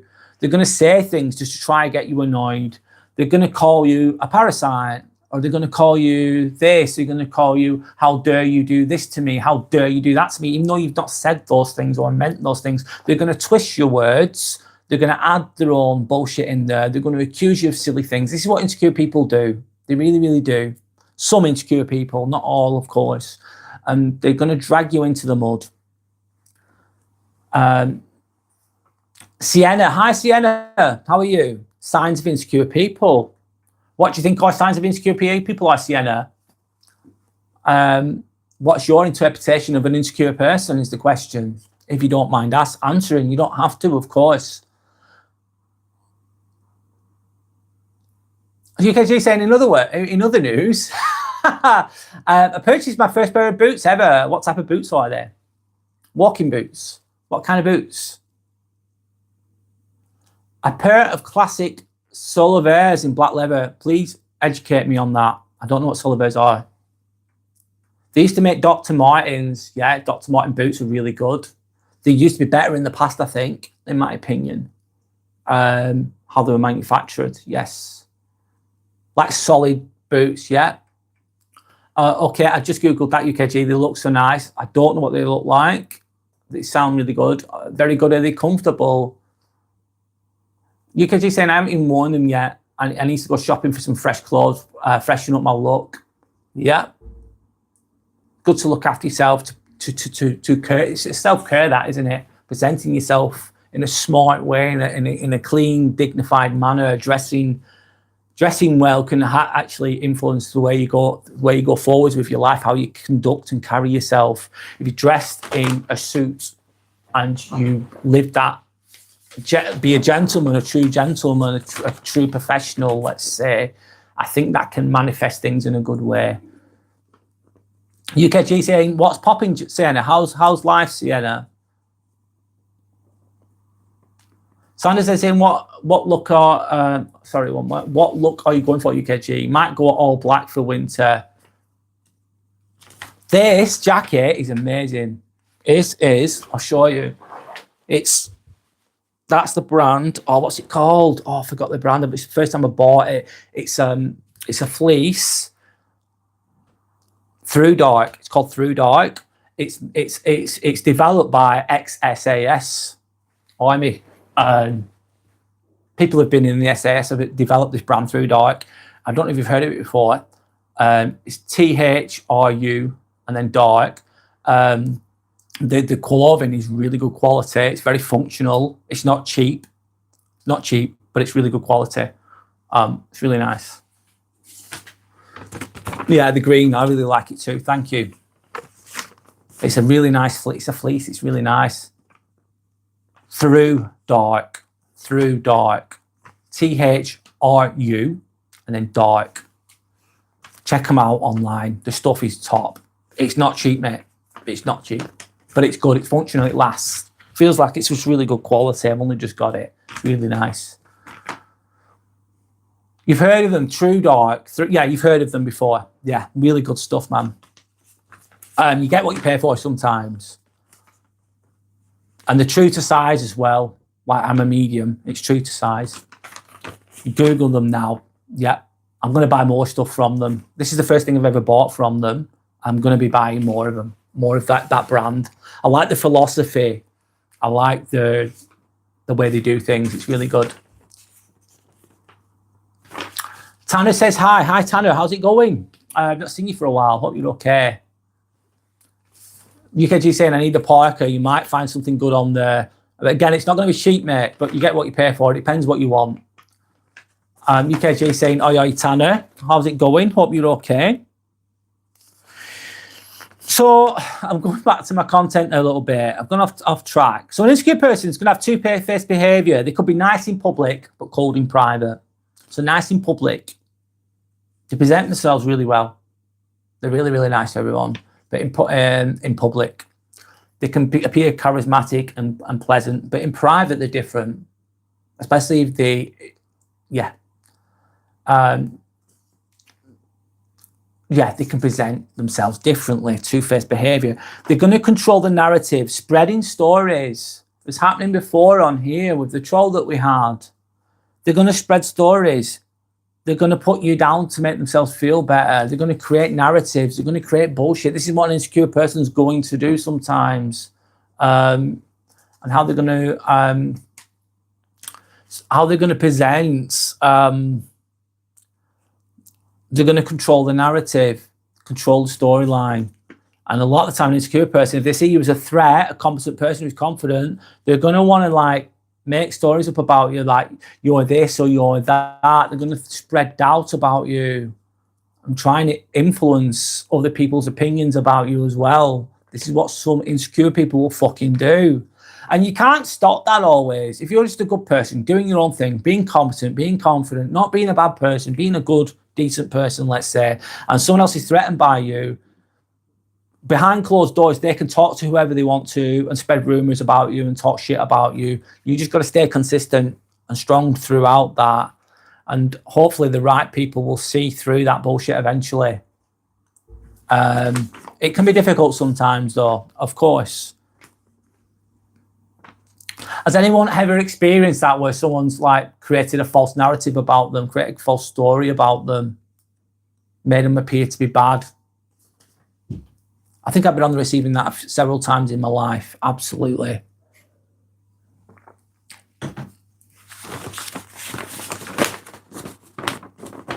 I'll go to the comments. So UKG saying boots were £180 on it's I'm worth it. I like it. I'm worth that. I'm worth this. Yeah, I'm sure if you're spending £180 on boots, it must be really good, man. Yeah. Yeah, you are worth it, mate. Especially if you work hard for it. Good for you. I like to buy things that look smart, but they're functional at the same time, in my opinion. Something that lasts. Not everything that's expensive will last. But obviously, a lot of the time, in a lot of instances, you get what you pay for, don't you? Not always, but a lot of the time. Tanner's saying, I've not found opportunities to join you live lately. So far, so good. So you're doing okay. No worries, Tanner. Thanks for being with us, mate. I hope you're okay. I hope life's all right for you. Like, I hope that your Christmas is, you have a nice Christmas if you do believe in that. Not everyone does, of course. I hope that you have a good ending to the year as best as you can. UKG saying, I had a friend that would laugh about anything people would say about him. His response would be, it's all about me, baby. He just wouldn't give a fuck by the sounds of it. The power of not giving a fuck, basically, UKG, by the sound of it. Laugh it off. Whatever, I don't care. Takes the power away from the person dishing out the bullshit. Takes the power away, doesn't it? Laugh it off. It's all good. That's it's probably coming from a good place by the sounds of it, UKG. From my interpretation of that. So let me go on. Why these people are hard to spot? Zero fucks he'd add to the rumour mill. He don't give a fuck. It's such a good place to be. Like, I don't give a fuck about this dickhead has to say, for example. Whatever. They're talking shit about me over there. And there's another saying as well. They're going to talk about you. They're going to talk shit about you. But you're working hard. You're getting on with things. You're moving forwards. You're working hard. You're focusing on you. You're doing you. And they're going to talk and talk and talk and talk and talk and talk. They're talking about you. They're spreading rumours about you. This is what can happen with insecure people talking to others about you, but you're still being good. You're still confident. You're still competent. And over the time, a year goes by, they're still talking shit. They're stuck. You have been working on yourself. See where you end up and see where they are at the end of it. And then the biggest success is success, isn't it? Success. So I've been working hard. I've been working on myself. I've been doing me. Been the best version of myself. You've been talking fucking shit about me, spreading rumors about me, but I'm still winning. I'm still winning. And see where you are at the end of that. This might take a year, might take 2 years, whatever it is. See where you're at the end of that. Let them talk about you. Let them. Fuck them. Keep going. I'm going on a bit there, but there you go.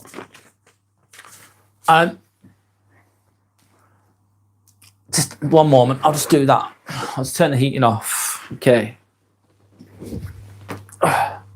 Sorry, guys. I'm just doing this. Heating's off. There we go.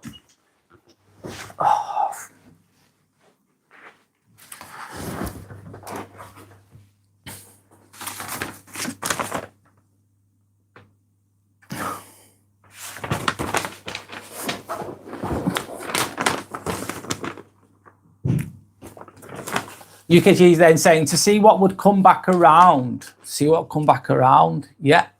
Sandra's then saying probably turn the heating off. I've done. Yorick says hello everyone. Good morning, Yorick. How are you? I hope you're okay. UKG says you're to Yorick. UKG says Brad, you should have said no. Do it yourself, you lazy git. Yeah. I think I'm in the room though, mate, so I'm close to it. I see the funny side of that one. So why are these insecure people hard to spot sometimes? Maybe if you're experienced and educated on it, you can spot it. But sometimes they're going to be hard to spot, depending on where you're at, depending on the situation, depending on how they're presenting. Some people, some toxic, insecure people present really obviously, like you can just tell they're fucking insecure. You can tell they're a problem and they're really aggressive about it and they're really obvious. The best thing about that, though, is that they're obvious. You see it for what it is. You can just know it for what it is. It's the subtle ones that can be more challenging, in my opinion, because you don't see it. It's masked by positive traits. They're often quiet or subtle, not openly aggressive, which I've just mentioned. They can test your patience, manipulate your reactions, and keep you on edge.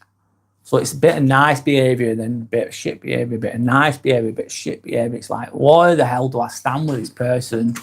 You don't know if you don't know where you stand with someone, if you don't know where you stand with them, they confuse you. They have positive traits and then they have negative ones as well, and they keep doing that. That's not a good person, in my opinion. That's a problem. That's a problem.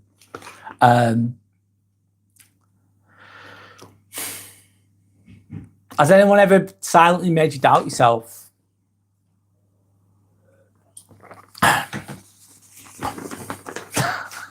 I'm going back to the joke. Do it yourself, you lazy kid. Yeah. Yeah, I should have said that, shouldn't I, UKG? See where that got me. That would have been good. It's all good. It's all good. Anyway. Has anyone silently made you doubt yourself without saying a word? I work in theatre. Yes, this has happened. Has anyone ever silently made me doubt myself to an extent? But I got through it, of course. Some people, they'll be really, really negative. They won't be happy with it. And I'll be at the table. I'll be scrubbed up. I'm within, let's say I'm at the table. I'm at the table. What does that mean? I'm at the table. Basically, it means I'm in a theatre. There's surgery being had. I've got a table of sterile instruments, meaning no one can touch these instruments. If you touch those instruments with one finger, the sterility is compromised. And why is the sterility important? It's fucking really important, especially with if a bone gets infected, it is horrible. And a bone can get infected. Imagine I've got a table, it's all sterile, it's all clean as hell, as clean as possibly can be. And then you touch it with your finger once. And then I hand that instrument to the surgeon. You've only touched it once with your finger, just once. And that is then gone into the open wound and touched bone. Even though you've touched it once, even though you've not got a cold or anything, that bone could become infected. And that is not a good day out. So the operation could then be completed. You've replaced the knee. It's all complete. It's been successful. However, someone's from outside of the sterile field has touched an instrument with the finger that's been used in the patient. That is going to become infected, and it's going to rot. They're not going to notice it straight away though, and they're going to have to come back in for operation, and it's going to cause a massive infection and inflammation, and it's messy. And they have to redo the operation, and it causes the patient a lot of suffering, a lot of pain. It could potentially be deadly as well. It's really important. Anyway, sorry, I've gone off on a tangent there. What happens sometimes is I'll be at the table and I'll have some malicious person with me who's jealous of me or whatever, and they'll just be staring at me, watching me, silently watching me, just judging me, seeing where I go, just trying to find faults with what I'm doing. They have a malicious intent. Therefore, that's when that person can be silent, a silent person that's insecure, trying to catch me out kind of thing. I'm going on a little bit there. But anyway, how are you going to protect yourself? I'll move on. How are you going to protect yourself against these insecure people? Recognize patterns instantly. Recognize patterns. Let me just... I'm going off on a tangent. Let me go to the comment. Tanner's saying every precautions and measures must be taken to preserve sterility for the sake of patients' well-being after operation. Absolutely, Tanner. What do you do as a job, by the way, is my question. Yeah, it's so important, that sterility working in theatres. Absolutely. It's so easy to mess up as well. You've got to be really mindful. That's what my responsibility is. My responsibility is those instruments on that set. They've got to be sterile, man. They've got to be sterile. And you've got to protect it as well. Absolutely, Tanner, by the way. Sandra says hi to Yorick. So how to protect yourself against these insecure people? Recognize patterns instead of reacting emotionally. Recognize the patterns. You're looking for patterns of behavior. There's usually a pattern. You can usually notice it. And it's just not getting emotionally mad. Once you think you're getting a bit mad, it's your ego. Once you're reacting emotionally, it's your ego. And sometimes it's easier said than done. If you start to get angry, upset, it's your ego, and therefore you need to take a step back mentally, if you can. Because once you're emotional reaction isn't always the best reaction. It's not the strongest reaction, is it? It's the monkey brain taking over the logical brain, so to say. Let me go back to the comments. Richard, hi Richard, how are you? My name is Brad, by the way. Thank you for commenting. I hope you're okay, Richard. My name is Brad. It's the Inspirational Ambivert channel. I'm talking about how insecure people can be dangerous. If you don't know what I'm talking about, let me just see what Richard has to say. He says, sounds like my supervisor at work. He's worked there for years. And 1 year in, you've been there for a year, have more experience. My CV is better, but he's so insecure about me to the point he's off with me. You've made a really good comment there. That is a really good example. One moment, I'm going to share that comment. Thanks, Richard. I'm going to break down what you said the best I can. And yeah, that's happened to me too. And I've had it where I've just been doing my best at my job. I'm just trying to do my job the best I can, Richard. And it sounds like you are too. I'm not trying to outdo anyone. I'm just doing the best I can. I'm just doing the best I can. I just want to do the best I can. That's it. And some people will be insecure about it and they'll try and tear you down. So let me break it down. So he's been there for years. So he wants to maintain control by the sounds of it, Richard. He wants to maintain the status quo. Anyone that's an insecure leader will do that. An insecure leader doesn't want, you sound like you're an insecure leader does not want A players. They want B players, C players, or D players, let's say. They don't want high-performing, competent people because it casts doubt on themselves, doesn't it? They want people that are shit. They like it when you're not so good. They like it when you're they like insecure. They like people to be they like people that are not as good as them in their eyes. Therefore, they won't feel threatened by them. And ideally, they like to control those people. They don't want A players. They just don't like it. That's an insecure leader by the sounds of it, Richard. A secure person, an open-minded person, imagine if you come onto my team, for example, just give me an example, think, oh, bloody hell, this person's really good. I'd be like, wow, this is great. This helps the team. This person's really good. I might learn something from them. That's how a healthy person would approach it, Richard. But by the sounds of it, your supervisor isn't that, and they're never going to be that. And it's very tricky when they're your boss as well. It's navigating those challenges, isn't it? How are you dealing with that, Richard, is the question. Yeah, I'll ask that. Sanders then saying, Richard, it sounds like they see you as a threat. We have that in my workplace too, an insecure leader. Yeah. Me personally, I like to be around A players. I like to be around high-performing, competent people. They bring out the best in me, and then I work with them and I learn from them, and hopefully they learn a bit from me as well. We all work together, and that's ideal. And help each other out, man. In an ideal world that we don't live in, some people are like this. I like being around high performers, me personally. I just do. Richard's saying, hi, Brad, matey. No, hi back to you, Richard. Tanner's saying, behaving rude towards people around operation table, maybe surgeon reflects his anxiety during operation. Tanner, it sounds like you've got experience with this, by the way. What do you do as a job, if you don't mind me asking? That can happen as well. You get some surgeons that are, let's say, some are really competent and really calm, and that filters down to the team and everyone. It works really well. However, sometimes with regards to what Tanner's just said, you're an ENT surgeon, no way, you know, God, fair play to you. Wow. That's amazing, Tanner.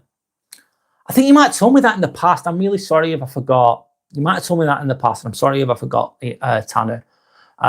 Forgive me if I forget some things with regards to that. Yeah, that can happen. The surgeon can be anxious. And I understand, because a lot of the time, the surgeon's on their own sometimes. And they're doing the operation. They're doing the hardest part of the operation. They're actually performing the operation, which can't be easy. And they get anxious, and then they can take it out on the team. That does happen. It really does.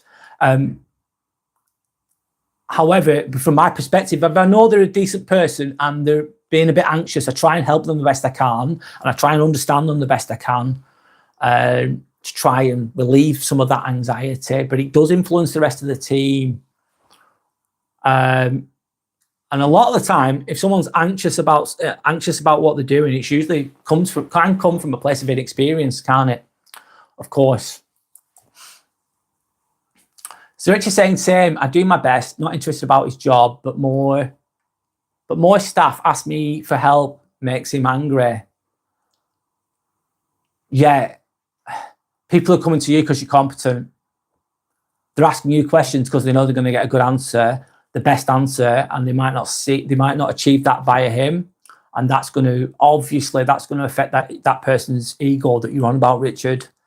And you're just trying to be the best version of yourself. I think knowledge should be shared as well, in my opinion. We should share knowledge.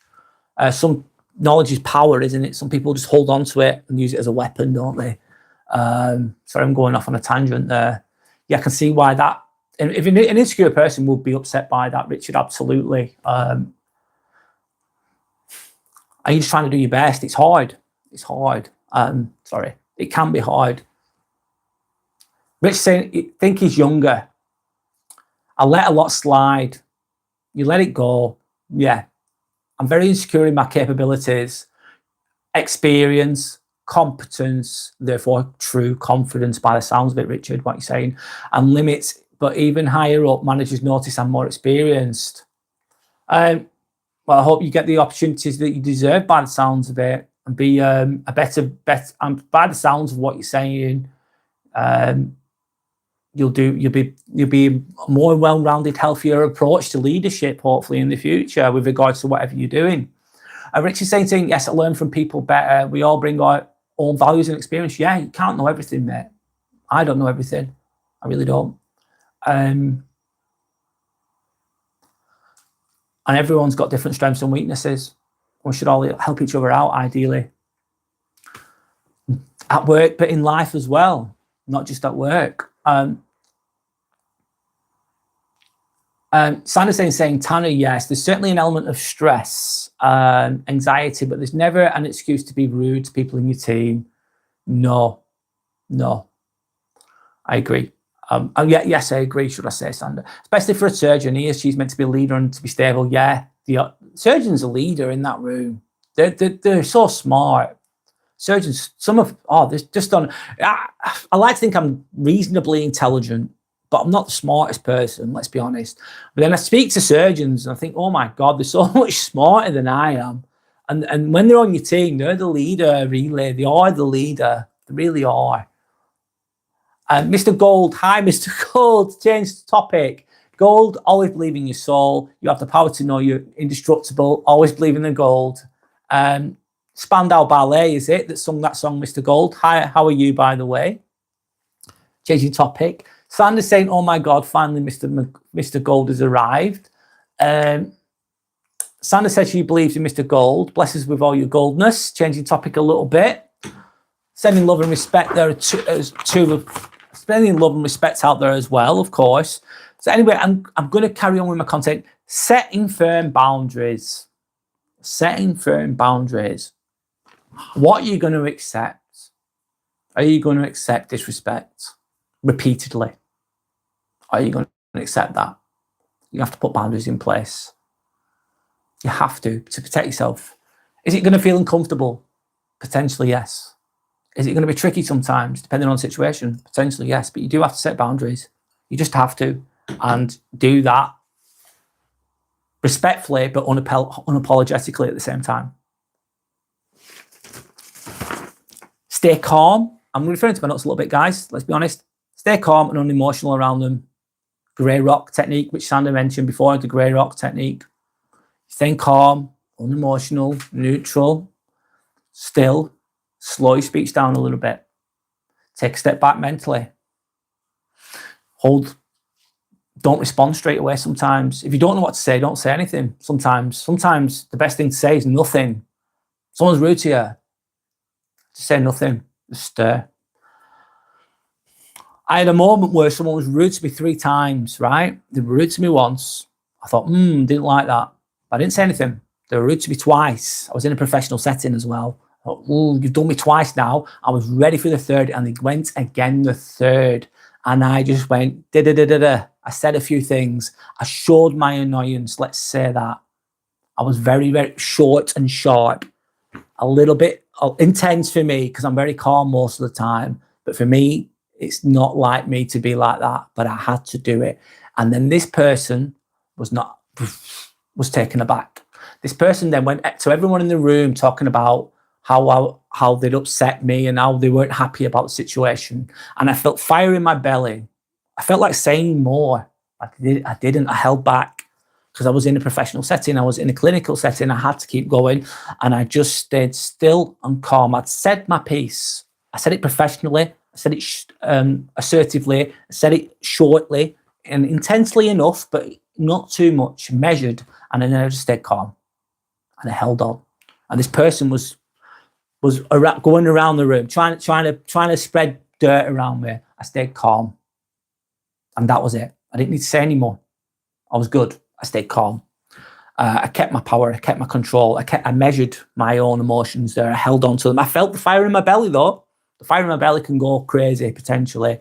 I can say some horrible things sometimes, and I don't want to do that. Didn't want to do that. And what was the end result? This person was a bit toxic. They're not the nicest person, let's be honest. They're just not. and they now don't talk to me. They don't talk to me anymore. In my opinion, that's a win.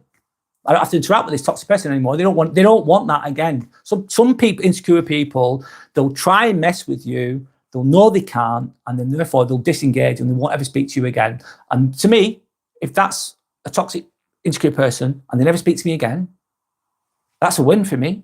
I'm good. That's the best I'm going to get out of them. Because an insecure, truly toxic, insecure person is only going to be that way. They're never going to be anything else. That's who they are. That's what they are. If they don't speak to me ever again, that to me, that's a fucking massive win, especially in the workplace. Anyway, I'll go back to the comments. Tanner's saying, I respect every healthcare provider. We all play our part, Tanner. We all play our part as part of that team. Absolutely. We're all in the same boat. We're all there for the patients, Tanner. We really are. If you cut it all away, we're there to help. If I could not control my temper during an operation and behave rude towards anyone else due to something went wrong, I'd always apologise to anyone. I respect that, Tanner. That's very wise of you to say. That's a good leader as well, by the sounds of it. Absolutely. I always respect everyone equally the same as well. We all play our part in our own different way.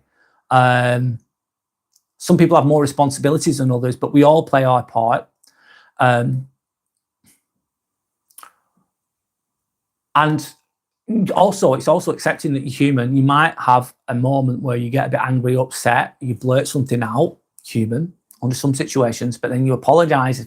Absolutely. You're therefore taking responsibility and accountability, which is the foundations of a really good person, by the sounds of it, Tanner. So fair play to you, by the way. Respect to you too.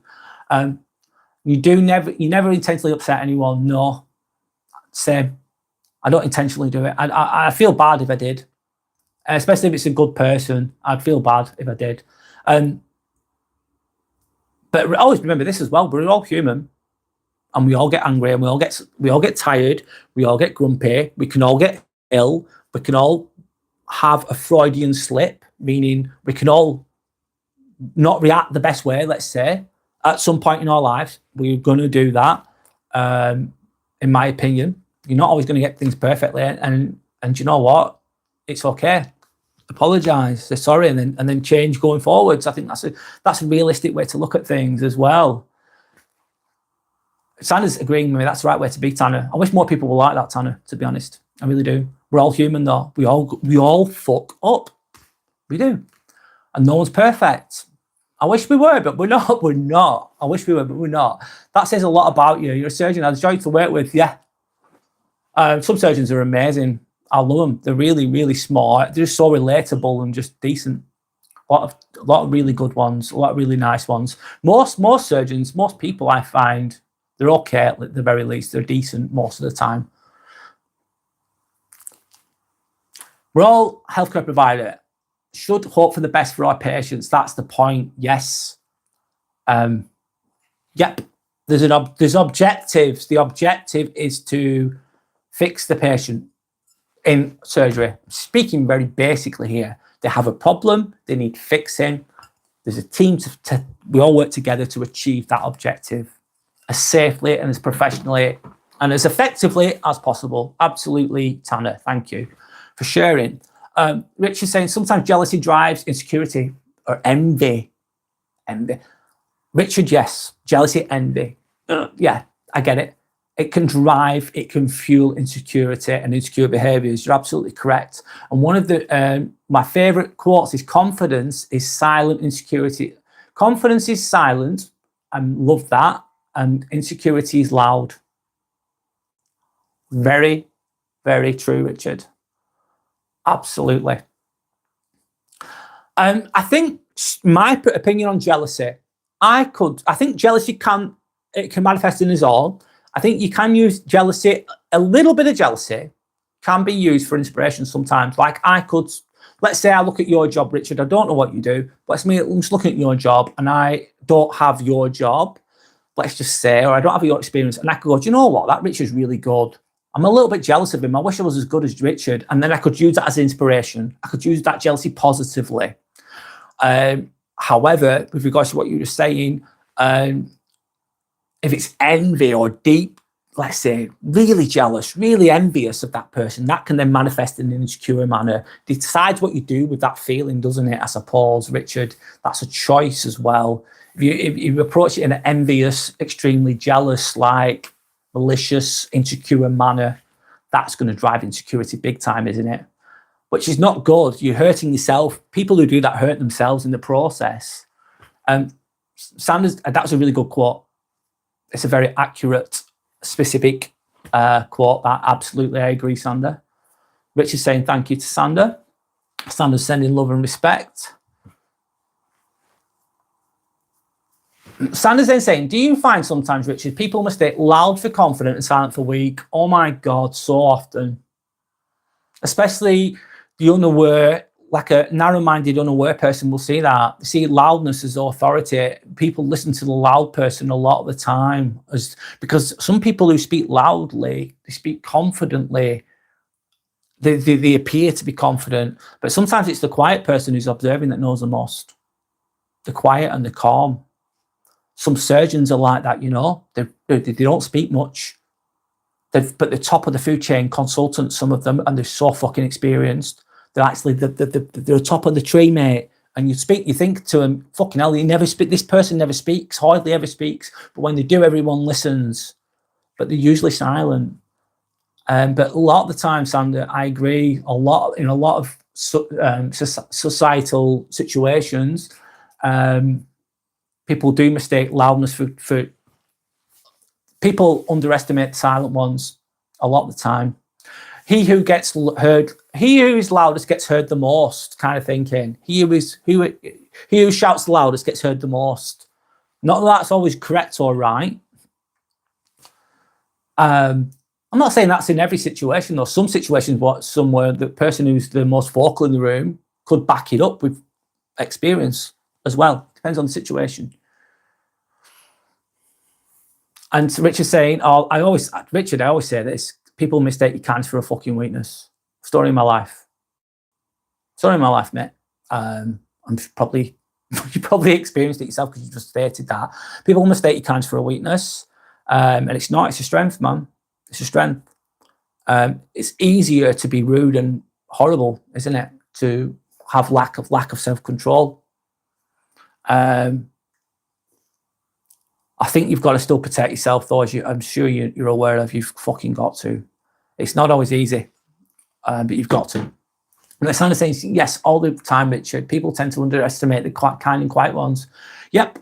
And a malicious, insecure person will see that as, oh, they're kind.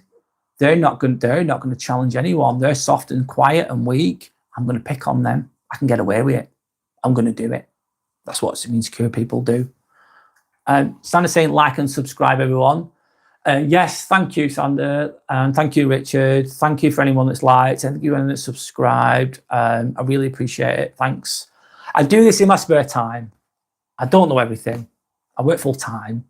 I'm a part-time YouTube creator. I have a small channel. It's all good. I speak genuinely and openly. I try and create content that helps people to raise their consciousness, to become more better, well-rounded, healthier people, to basically raising consciousness, becoming higher vibrational, let's say,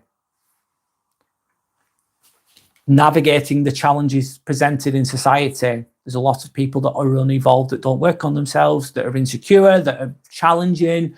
And when you're a kind, compassionate person, it's very difficult sometimes to maintain your own integrity, to maintain your healthiness. And you're surrounded by all these toxic people that are trying to get you and attack you or trying to bring you down. I think that's why I talk about what I talk about. But it's not just my opinion. I keep saying this. It's not just my words. It's a collective consciousness, this. It's not just me. Obviously, I'm in a room. I've got to speak in this way on this in the medium that I'm using, of course. But it's just you guys as well that contribute, not just me.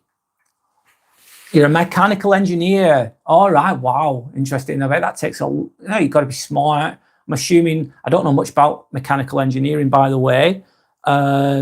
It sounds like that doesn't sound like an easy job at all, very complex. Did you need to go to university to achieve that? How long have you done it for, Richard? It's an interesting job. I don't know much about it though, if I'm honest. I'm assuming that you need to be good at maths. I'm assuming, and physics. Let's say, forgive me if I'm not including everything there because I don't know everything about it. Sandra's asking, oh, sounds cool, Richard. What is your job description as a mechanical engineer? Sandra's then changed his subject, saying he's hungry. I get you, so am I.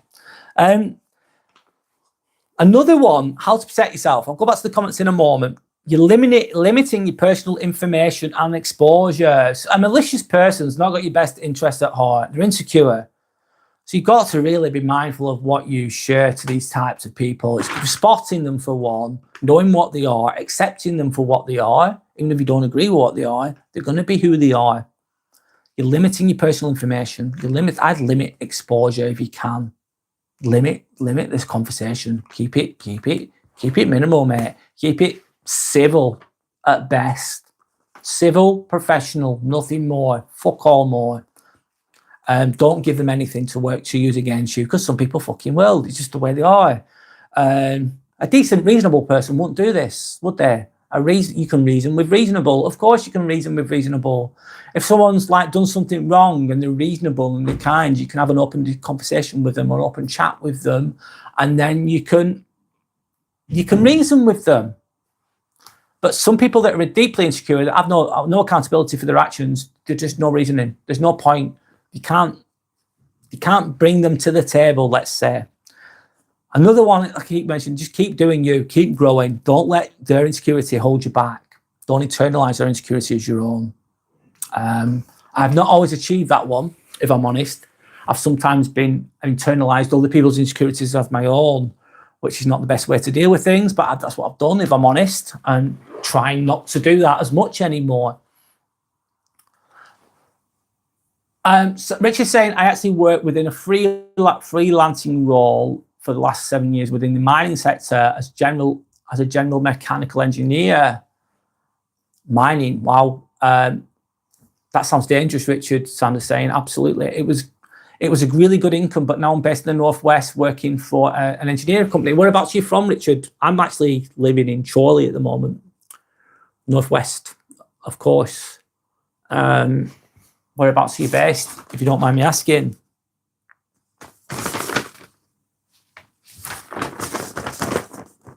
I'm going to carry on with the content. So this is the takeaway, really. This is the takeaway from what I've been talking about. Insecure people aren't going to change. Deeply toxic, insecure people, let's be specific. They're not going to fucking change. They're not going to listen to logic. They're not going to listen to understanding. They're not going to be reasonable. They're just going to be who they are. They never take accountability, therefore they stay insecure. They exude insecure, toxic behaviours, and they try to... They're basically, a cruelty is how a coward cries when they're not on their own. I'll say it again, it's a really good quote. Cruelty is how a coward cries when they're not on their own. So the cowards, they don't deal with their own insecurities. They just put it onto others. They spill it out onto others. They're not going to change, these types of people, because they're never accountable. They're never at fault. Only your reaction to their bullshit can change. You have control of your own actions in that kind of dynamic. Your calmness, your growth and confidence are your protection. Your competence, your light is your protection against all of that. That's my opinions on that one anyway. Richard's then saying, yes, maths is the big one. I thought so. Not that I'm an expert on this at all. Measurements, angles, physics, went to uni and spent years with the most experienced engineers around the world. Wow, good. They're lucky to have you there, Richard, man. They really are. I don't know wherever you work in. Whoever's your supervisor is lucky to have you. I'd be utilized. If it was me, I'd be like, wow, this person's amazing. I'm going to utilize this person the best I can. They're really helpful to the That's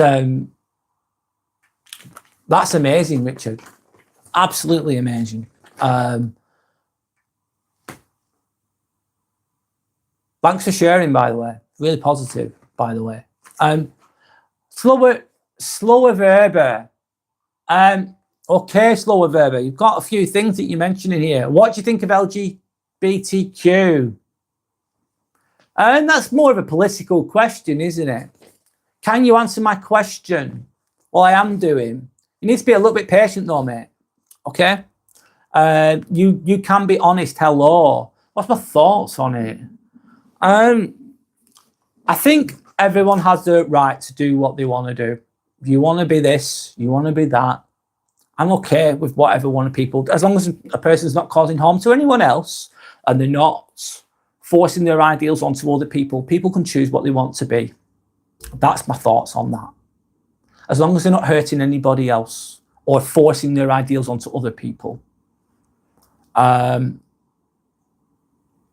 I think as children, children should be left alone and be able to develop their. And I think children, as they're growing up, should be just shielded from that until they're older, so they can learn and develop naturally until they're like 16, 17, and then make their own choices about what they want to do. What do you want to believe in? What clothes do you want to wear? What's your preferences on this? What's your preferences on that? Everyone's different, and if you're a good, kind person, that's all that matters to me. That's my thoughts on it. That's it, man. Live and let live, man. That's my thoughts. Honestly, that's it. You're from Bolton. Wow. I've worked in Bolton a lot, by the way, Richard. But now I live in Altrincham. Altringham's nice, isn't it? It's nice. It's like a link to Manchester, isn't it? Greater Manchester, let's say. So is Bolton, actually. Altringham's meant to be a nice place to live. As far as I know, I never lived there, but I know Bolton very well, by the way. I've worked what's it called? Bromley Cross. I used to work in Bromley Cross in Bolton. You're probably familiar with that. Bolton's a big place, massive town. One of the, you might already know this, probably one of the biggest towns in Europe, or the second biggest town in Europe. It's a big place. Glory Reverber saying king, respectful king. Oh, thank you. Thanks for love and respect. Love and respect back to you, Slow Reverber. You wish everyone could think like this. Yeah, well, it'd be a better world if everyone just... if people would just open mind, yeah, live and let live, mate. Live and let live. That's all. That's it. Just be a good person. Easier said than done for some people, of course. Tanya saying we can defend ourselves against those who are known as toxic, but we can defend ourselves, yes. But people who are known as decent may sometimes act on impulse and be strange. Yeah, you're right, Tanya. Have I ever done anything wrong in my life? Yeah. Have I got angry or insecure and said something at some point in my life? Yeah, I have. Have I always been perfect with my reactions to things? No, I've not always. I've looked back at some things when I was younger, especially thought, oh my God, what an absolute tit I was. What an absolute idiot I was, especially in my 20s. I made so many mistakes. I used to be a bloody idiot, Tanner. Honest to God, it took me a while to grow up. Made a lot of mistakes. And some people might not like me for those mistakes. And it's okay. It's okay. But I'd like to think that I've learned from them and grown from them. We all do. We all do act on impulse sometimes.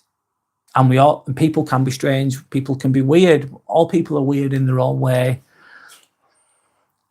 But I think the key is if you reflect on it, and you're honest with yourself, you think, do you know what? I could have done that better. I wasn't perfect then. I could be a bit better there. That's the difference. With regards to a truly toxic person, a truly toxic, insecure person will just be like that all the time. They're just constantly doing it most of the time. That's a different situation, in my opinion, with regards to a person. Yeah. And what's that saying as well? You do 1,000 things right. You're so good in so many ways. I think you make one mistake, and that one mistake can be magnified by 1,000 sometimes, even though you do so many things right. Anyway, I'm going to call it a day, guys, soon. Thank you for anyone that's liked. Thank you to anyone that's subscribed. I will be live again on Sunday at 10 o'clock in the morning. That's my regular spot. I try to be live during the week when I can, but it's got to fit in with my job. Tana's asking me, do you regret? I regret my youth a little bit. I used to take drugs and all sorts of things, Tana. I used to be such an idiot when I was younger in my 20s. I made a lot of mistakes. It took a while for me to grow up. It took a while for me to work through my, to become compass mentors, to learn about myself. It took me till after 25. Everything from 16 to 25, I wasn't great. I was a mess. I was lost. Let's say that. I had signs of toxic behaviour. I think I was a good person underneath it all, but I had toxic behaviour and toxic habits until after 25, and then I started to grow up, let's say. I was young and foolish, as a lot of people are at some point. Tanya's then saying we can defend. Oh yeah, you've already said that. Do you regret? I've already mentioned that, haven't I? Sorry. Anyway, thank you for watching, guys. I really appreciate you all watching. I really appreciate you commenting. Anyone that's liked, anyone that's watched, thank you to you all. I hope that you're all okay. Thank you for your time. Thank you for your perspectives. Thank you for sharing. Like I said again, I'll be live again at 10 o'clock in the morning on Sunday next week. I'm going to be live during the week. I'll announce it on my channel. So if you do subscribe, you'll see when I'm going to be live next. If anyone's got any suggestions about any kind of content you want me to create, I'll bear them in mind. Just share on the community section or on one of my videos. Just write a comment if you want to. If you want to email me directly, it's www.inspirationalambivert@outlook.com. So if you want to email me directly, you can. I'll respond the best I can, as fast as I can, of course. So anyway, I'm going to call it a day. Thank you for your time. Look after each other. Enjoy the rest of December. Enjoy Christmas if you celebrate it. If not, make the most of the time anyway. Keep looking after each other. Keep growing. Keep developing. Don't give up. And make the best of what's presented if you can. I know it's not easy. So anyway, thank you for your time and goodbye.